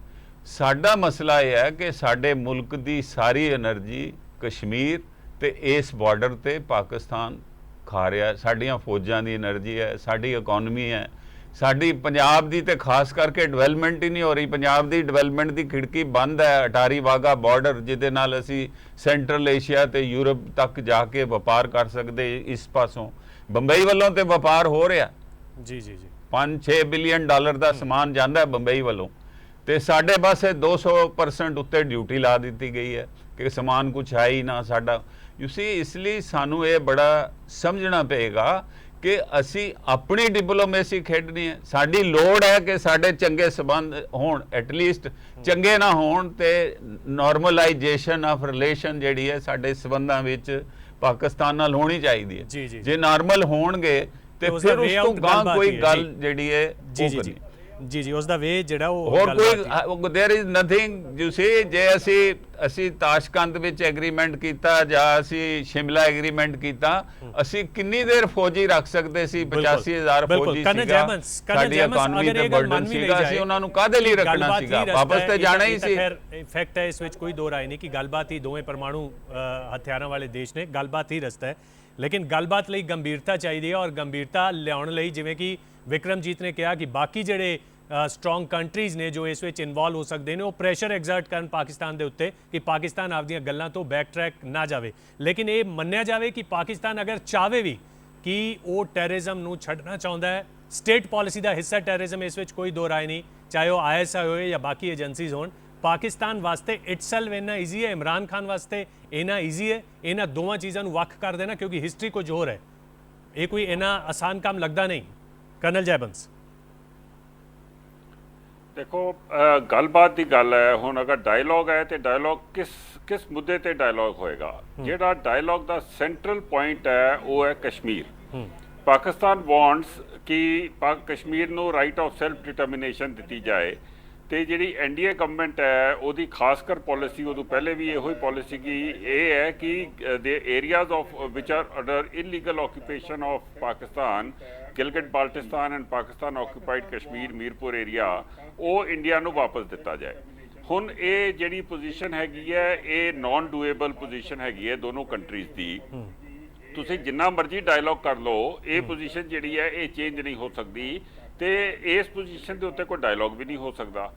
ਸੋ ਮੇਰੇ ਹਿਸਾਬ ਨਾਲ ਡਾਇਲੌਗ ਬਹੁਤ ਇੱਕ ਟੱਚੀ ਜਿਹਾ ਸਬਜੈਕਟ ਹੈਗਾ to open dialogue with them। ਉਦੋਂ ਚੰਗਾ ਹੈ ਕਿ ਜਿਹੜਾ ਪਹਿਲੇ ਅਸੀਂ ਇੱਕ ਸਿਸਟਮ ਸ਼ੁਰੂ ਕੀਤਾ ਸੀਗਾ ਕੌਨਫੀਡੈਂਸ ਬਿਲਡਿੰਗ ਮੈਜਰਸ ਦਾ, ਕਿ ਉਹ ਛੋਟੀਆਂ ਚੀਜ਼ਾਂ ਨੂੰ ਅਸੀਂ ਰਿਜ਼ੋਲਵ ਕਰਨਾ ਸ਼ੁਰੂ ਕਰੀਏ, ਸਰ ਕ੍ਰੀਕ ਕਰ ਦਈਏ, ਕੁਛ ਇੱਕ ਦੂਸਰੇ ਨਾਲ ਸੋਸ਼ਲ ਐਂਡ ਕਲਚਰਲ ਰਿਲੇਸ਼ਨਸ਼ਿਪ। ਅਸੀਂ ਕਿੰਨੇ ਸਾਲਾਂ ਤੋਂ ਇਹ ਕਰਨਲ ਜੈਵਨ ਸੇ ਕਿੰਨੇ ਸਾਲਾਂ ਤੋਂ ਚੱਲੇ ਆ ਰਿਹਾ, ਜਿਹੜੀ ਤੁਸੀਂ CBM ਦੀ ਗੱਲ ਕਰਦੇ ਹੋ, ਇਹ ਸਟੈਪ ਬਾय ਸਟੈਪ ਅਸੀਂ ਵਧਦੇ ਹਾਂ। ਉਸ ਤੋਂ ਬਾਅਦ ਕੋਈ ਪੂਰਾ ਬੰਦ ਹੋ ਗਿਆ ਜੀ, ਉਸ ਤੋਂ ਬਾਅਦ ਪੁਲਵਾਮਾ ਹੁੰਦਾ ਹੈ ਜਾਂ ਕੋਈ ਕਰਗਿਲ ਹੁੰਦਾ ਹੈ, ਤਾਂ ਸਾਰਾ ਕੁਝ ਫਿਰ ਬੈਕ ਟੂ ਸਕੁਅਰ ਵਨ ਆ ਜਾਂਦਾ ਹੈ। ਇਹ ਵਾਕਈ ਫੀਜ਼ੀਬਲ ਹੈ ਚੀਜ਼ਾਂ ਜਿਹੜੀਆਂ ਤੁਸੀਂ ਕਹਿ ਰਹੇ ਹੋ CBM ਸਟੈਪ ਬਾय ਸਟੈਪ? ਬਿਲਕੁਲ ਇਹੋ ਹੀ ਤਰੀਕਾ ਹੈ, ਬਿਕੋਜ਼ ਅਦਰਵਾਈਜ਼ ਇਹ ਚੱਲ ਰਿਹਾ ਸੀਗਾ, ਬੰਦ ਹੋ ਗਿਆ। ਹੁਣ ਇਹਨੂੰ ਰਿਵਾਈਵ ਕਰਨਾ ਪਏਗਾ, ਬਿਕੋਜ਼ ਜਿਹੜੇ ਕੋਰ ਇਸ਼ੂਜ਼ ਨੇ, ਕਸ਼ਮੀਰ ਦੇ ਇਸ਼ੂਜ਼ ਨੇ, ਉਹ ਅਨਰਿਜ਼ੋਲਵੇਬਲ ਨੇ। ਉਹ ਇਹ ਸ਼ਾਰਟ ਟਰਮ ਦੇ ਵਿੱਚ ਉਹਨਾਂ ਦੇ ਵਿੱਚ ਕੁਝ ਨਹੀਂ ਹੋ ਸਕਦਾ। ਜੀ ਵਿਕਰਮ ਜੀ, ਗੱਲਬਾਤ ਤੋਂ ਪਹਿਲਾਂ CBM, ਇਹ ਤੁਹਾਨੂੰ ਲੱਗਦਾ ਹੈ ਕਿ ਇਹੀ ਇੱਕ ਵੇ ਆਊਟ ਹੈ? ਔਰ ਇਹ ਵੇ ਆਊਟ ਤਾਂ ਹਮੇਸ਼ਾ ਫੇਲ ਰਿਹਾ ਹੈ, ਮਤਲਬ ਕਿੰਨੇ ਵਾਰੀ ਅਸੀਂ ਇਹ ਕੋਸ਼ਿਸ਼ ਕਰ ਚੁੱਕੇ ਹਾਂ, ਇੱਕ ਵੱਡਾ ਕੋਈ ਘਟਨਾ ਹੁੰਦੀ ਹੈ, ਸਭ ਤੋਂ ਬਾਅਦ ਸਾਰੀਆਂ ਚੀਜ਼ਾਂ ਜ਼ੀਰੋ ਤੇ ਆ ਜਾਂਦੀਆਂ ਨੇ। ਇਹ ਵਾਕਈ ਫਿਜ਼ੀਬਲ ਹੈ ਇਹ ਰਸਤਾ? ਨਹੀਂ ਤੇ ਫਿਰ ਗੱਲਬਾਤ ਤੁਸੀਂ ਕਾਹਦੀ ਗੱਲਬਾਤ ਕਰੋਗੇ ਉਹਨਾਂ ਦੇ ਨਾਲ? ਮਤਲਬ ਗੱਲਬਾਤ ਦੀ ਤੇ ਸਾਡੀ ਪੋਜੀਸ਼ਨ ਏਡੀ ਸਟਰੋਂਗ ਹੈਗੀ ਹੈ ਕਿ ਨਾ ਉਹ ਕਸ਼ਮੀਰ ਦੇ ਬਾਰੇ ਸਾਡੇ ਲੇਕਿਨ ਸਾਨੂੰ ਕੋਈ ਐਜਾ ਗਾਰੰਟੀ ਜਾਂ ਕਨਫਲਿਕਟ ਰੈਜ਼ੋਲੂਸ਼ਨ ਮੈਕੈਨਿਜ਼ਮ ਚਾਹੀਦਾ which is new, is out of the box or moves away from the way we have done it in the past, ਜੀ, so that ਪਾਕਿਸਤਾਨ ਜਿਹੜਾ ਹੈ ਆਪਣੀ ਜਿਹੜੀ ਪ੍ਰੋਕਸੀ ਵਾਰ ਹੈ ਉਹ ਤੋਂ ਹਟੇ। ਔਰ ਤੁਹਾਡਾ ਇੱਕ ਬੜਾ ਅਹਿਮ ਸਵਾਲ ਸੀਗਾ ਕਿ ਕੀ ਪਾਕਿਸਤਾਨ ਆਪਣੀ ਜਿਹਾਦੀ ਟੈਰਰਿਜ਼ਮ ਤੋਂ ਹਟ ਸਕਦਾ ਹੈ? ਬਿਲਕੁਲ। even if it wants to, I think ਇਹ ਬਹੁਤ ਮੁਸ਼ਕਿਲ ਹੈ ਪਾਕਿਸਤਾਨ ਦੀ, ਕਿਉਂਕਿ ਪਾਕਿਸਤਾਨ ਨੇ ਐਂਟੀ ਇੰਡੀਆ ਜਿਹਾਦ ਔਰ ਪੋਲੀਟੀਕਲ ਇਸਲਾਮ ਇੱਕ ਸਟੇਟ ਪਾਲਿਸੀ ਬਣਾਈ। ਬਿਲਕੁਲ। ਇਹ ਉਹਨਾਂ ਦੇ ਸਟਰਕਚਰਸ ਆਫ ਗਵਰਨੈਂਸ, ਉਹਨਾਂ ਦੀ ਇੰਸਟੀਟਿਊਸ਼ਨਸ ਵਿੱਚ ਇੰਬੈਡਡ ਹੈ, ਜਿਹਨੂੰ ਕਹਿੰਦੇ ਨਾ ਬਿਲਕੁਲ ਜੜ੍ਹਾਂ ਬਹੁਤ ਡੀਪ ਨੇ। ਔਰ ਦੂਜਾ factor I think we are not realising fully is ਕਿ ਜਿਹੜੇ ਜਿਹਾਦੀ ਗਰੁੱਪਸ ਨੇ, ਜਿਹਾਦੀ ਗਰੁੱਪਸ ਵੀ ਆਪ ਸੋਚਣ ਲੱਗ ਗਏ ਨੇ।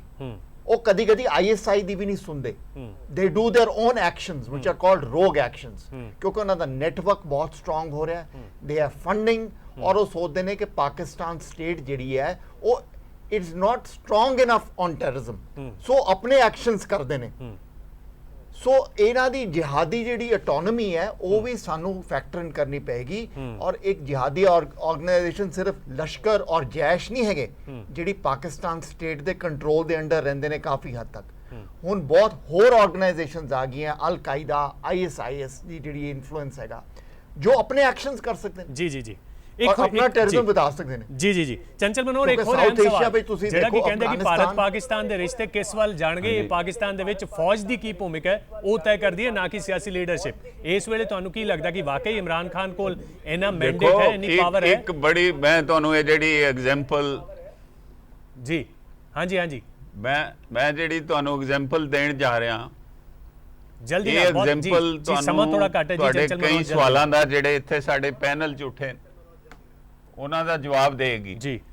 ਉਹ ਇਹ ਹੈ ਕਿ ਜਦੋਂ ਪਾਕਿਸਤਾਨ ਨੇ ਮਹਿਸੂਸ ਕੀਤਾ ਕਿ ਉਹਨਾਂ ਨੂੰ ਬਿਨ ਲੇਦਨ ਦੀ ਲੋੜ ਨਹੀਂ, ਅਲ ਕਾਇਦਾ ਦਾ ਚੀਫ ਸੀਗਾ, ਉਹਨੂੰ ਰੱਜ ਕੇ ਵਰਤਿਆ ਉਹਨਾਂ ਨੇ, ਉਹਨੂੰ ਸ਼ੀਲਡ ਕੀਤਾ, ਤੇ ਉਹਨਾਂ ਨੇ ਬੜੇ ਆਰਾਮ ਨਾਲ ਉੱਥੋਂ ਦੀ ਫੌਜ ਨੂੰ, ਗਵਰਨਮੈਂਟ ਨੂੰ ਅਲਾਓ ਕੀਤਾ ਕਿ ਤੁਸੀਂ ਆ ਕੇ ਉਹਨੂੰ ਲੈ ਜਾਓ ਤੇ ਉਹਨੂੰ ਮਾਰ ਦਿਓ, ਉਹਨੂੰ ਕੀ ਕਰੋ। ਕੋਈ ਰਿਐਕਸ਼ਨ ਵੀ ਨਹੀਂ ਹੋਇਆ, ਦੇयर ਵਾਸ नो ਰਿਐਕਸ਼ਨ।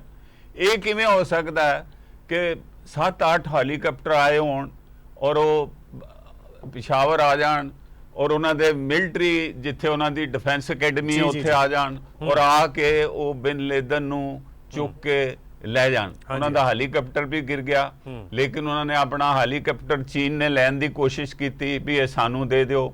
ਉਹਨਾਂ ਨੇ ਵਾਰਨ ਕੀਤਾ ਪਾਕਿਸਤਾਨ ਨੇ, ਉਹ ਹੈਲੀਕਾਪਟਰ ਵੀ ਨਹੀਂ ਚੀਨ ਨੂੰ ਦਿੱਤਾ ਔਰ ਵਾਪਸ ਦੇ ਦਿੱਤਾ। ਸੋ ਮੈਂ ਸੋਚਦਾ ਜੇ ਇਵੇਂ ਹੋ ਸਕਦਾ ਬਿਨ ਲੇਦਨ ਵਰਗੇ ਬੰਦੇ ਨਾਲ, ਜਿਹੜਾ ਕਿ ਸਾਰੀ ਦੁਨੀਆ ਦਾ ਸਭ ਤੋਂ ਵੱਡਾ ਟੈਰਰਿਸਟ ਸੀਗਾ, ਤੇ ਮੈਂ ਨਹੀਂ ਸਮਝਦਾ ਕਿ ਜੇ ਗਵਰਨਮੈਂਟ ਆਪਣੇ ਫੌਜ ਔਰ ਗਵਰਨਮੈਂਟ ਔਰ ਏਜੰਸੀਆਂ ਜਦੋਂ ਸੋਚਣ ਕਿ ਦੇਸ਼ ਦੀ ਹੁਣ ਬਿਹਤਰੀ ਇਸ ਗੱਲ ਵਿੱਚ ਹੈ ਕਿ ਆਪਾਂ ਹਾਫਿਜ਼ ਸਈਦ ਤੋਂ ਵੀ ਖਹਿੜਾ ਛੁਡਾਈਏ, ਤੇ ਉਹ ਛੁਡਾ ਸਕਦੇ ਆ। ਸਾਨੂੰ ਮਤਲਬ ਇਸ ਗੱਲ ਨੂੰ ਉਸ ਐਂਗਲ ਤੋਂ ਸੋਚਣਾ ਚਾਹੀਦਾ ਕਿ ਮੁਲਕਾਂ ਨੂੰ ਬੰਦੇ ਚਾਹੀਦੇ ਹੁੰਦੇ, ਜਿਵੇਂ ਇੱਥੇ ਭਿੰਡਰਾ ਵਾਲੇ ਨੂੰ ਚੜਾਇਆ ਕਾਂਗਰਸ ਨੇ, ਇੰਦਰਾ ਗਾਂਧੀ ਨੇ ਗੋਲਡਨ ਟੈਂਪਲ 'ਚ ਹਥਿਆਰ ਜਾਂਦੇ ਰਹੇ, ਟਰੱਕਾਂ ਰਾਹੀਂ ਜਾਂਦੇ ਰਹੇ, ਪਾਕਿਸਤਾਨ ਤੋਂ ਵੀ ਆਏ ਹੋਣਗੇ, ਪਰ ਜਦੋਂ ਉਹਨਾਂ ਨੇ ਦੇਖਿਆ ਵੀ ਹੁਣ ਇਹ ਸਾਡੇ ਤੋਂ, ਹੁਣ ਅਸੀਂ ਨੂੰ ਇਸ ਚੀਜ਼ ਨੂੰ ਖਤਮ ਕਰਨਾ ਹੈ, ਕੰਟਰੋਲ ਕਰਨਾ ਹੈ, ਫਿਰ ਉਹਨਾਂ ਨੇ ਜਿਹੜਾ ਆਪਰੇਸ਼ਨ ਬਲੂ ਸਟਾਰ ਕੀਤਾ, ਉਹਦੇ ਵਿੱਚ ਉਹਨਾਂ ਨੇ ਫੌਜ ਵੀ ਲਾਤੀ, ਟੈਂਕ ਵੀ ਲਾ ਦਿੱਤੇ। ਮੁਲਕਾਂ ਲਈ ਜਦੋਂ ਇਹ ਫੈਸਲੇ ਹੁੰਦੇ ਤੇ ਫਿਰ ਮੁਲਕ ਬੰਦਿਆਂ ਨੂੰ, ਬਿਲਕੁਲ ਹਾਫਿਜ਼ ਸਈਦ ਦਾ ਮੁਲਕ ਨਹੀਂ ਹੈਗਾ, ਹਾਫਿਜ਼ ਸਈਦ ਉੱਥੋਂ ਦਾ ਇੱਕ ਅੱਤਵਾਦੀਆਂ ਗਰੁੱਪ ਜਿਹੜੇ ਉਹਨਾਂ ਨੇ ਆਪ ਖੜੇ ਕੀਤੇ, ਉਹਨਾਂ ਦਾ ਰਿਪਰੈਜ਼ੈਂਟੇਟਿਵ ਹੈ। ਉਮੀਦ ਕੀਤੀ ਜਾਣੀ ਚਾਹੀਦੀ ਹੈ ਕਿ ਵਾਕਈ ਪਾਕਿਸਤਾਨ ਇਸ ਵਾਰੀ ਗੰਭੀਰ ਹੈ। ਹਾਲਾਂਕਿ 8 ਤੋਂ ਬਾਅਦ 9ਵੀਂ ਵਾਰੀ ਗ੍ਰਿਫਤਾਰੀ ਕੀ ਰੰਗ ਲਿਆਉਂਦੀ ਹੈ ਇਸ ਤੇ ਨਜ਼ਰ ਰਹੇਗੀ, ਔਰ ਨਾਲ ਹੀ ਭਾਰਤ ਜ਼ਾਹਿਰ ਹੈ ਅਗਰ ਇਸ ਸਾਰੀ ਡਿਵੈਲਪਮੈਂਟ ਨੂੰ ਬਹੁਤ ਕਲੋਜ਼ਲੀ ਇਸ ਨੂੰ ਵਾਚ ਕਰ ਰਿਹਾ ਹੈ, ਇਸ ਤੇ ਨਜ਼ਰ ਰੱਖ ਰਿਹਾ ਹੈ, ਤਾਂ ਜ਼ਰੂਰੀ ਹੈ ਕਿ ਆਪਣਾ ਜਿਹੜਾ ਸੁਰੱਖਿਆ ਵੱਲੋਂ ਜਾਂ ਆਪਣੀ ਜਿਹੜੀ ਜਿਹਨੂੰ ਕਹੀਏ ਕਿ ਗਾਰਡ ਜਿਹੜਾ ਉਹ ਲੋਅਰ ਨਾ ਕੀਤਾ ਜਾਏ, ਔਰ wait and watch the policy ਹੋਣੀ ਚਾਹੀਦੀ ਹੈ। ਵੇਟ ਐਂਡ ਵਾਚ ਨਾ ਸਿਰਫ ਪਾਕਿਸਤਾਨ ਤੇ ਬਲਕਿ ਅਮਰੀਕਾ ਤੇ ਵੀ, ਕਿਉਂਕਿ ਤਾਲਿਬਾਨ ਔਰ ਅਫਗਾਨਿਸਤਾਨ ਨੂੰ ਛੱਡਣ ਦੇ ਚੱਕਰ ਵਿੱਚ ਪਾਕਿਸਤਾਨ ਨੂੰ ਅੰਤਰਰਾਸ਼ਟਰੀ ਪੱਧਰ ਤੇ ਕੋਈ ਵੇ ਆਊਟ ਤਾਂ ਨਹੀਂ ਦਿੱਤਾ ਜਾ ਰਿਹਾ, ਕਿਉਂਕਿ ਇਹ ਸਾਰੀ ਡਿਵੈਲਪਮੈਂਟ ਇਮਰਾਨ ਖਾਨ ਦੇ ਪਾਕਿਸਤਾਨ ਦੌਰੇ ਤੋਂ ਐਨ ਪਹਿਲਾਂ ਹੋਈ ਹੈ। ਸਾਵਧਾਨ ਅਮਰੀਕਾ ਦੀ ਡਬਲ ਗੇਮ ਤੋਂ ਵੀ ਭਾਰਤ ਨੂੰ ਰਹਿਣ ਦੀ ਜ਼ਰੂਰਤ ਹੈ। ਬਹੁਤ ਬਹੁਤ ਧੰਨਵਾਦ ਤੁਹਾਡੇ ਸਾਰਿਆਂ ਦਾ ਸਾਡੇ ਨਾਲ ਇਸ ਚਰਚਾ ਵਿੱਚ ਜੁੜਨ ਲਈ। ਸਾਡੀ ਇਸ ਖਾਸ ਪੇਸ਼ਕਸ਼ ਵਿੱਚ ਵਿਚਾਰ ਤਕਰਾਰ ਵਿੱਚ ਅੱਜ ਵਾਸਤੇ ਇੰਨਾ ਹੀ। ਇਜਾਜ਼ਤ ਦਿਓ। ਧੰਨਵਾਦ।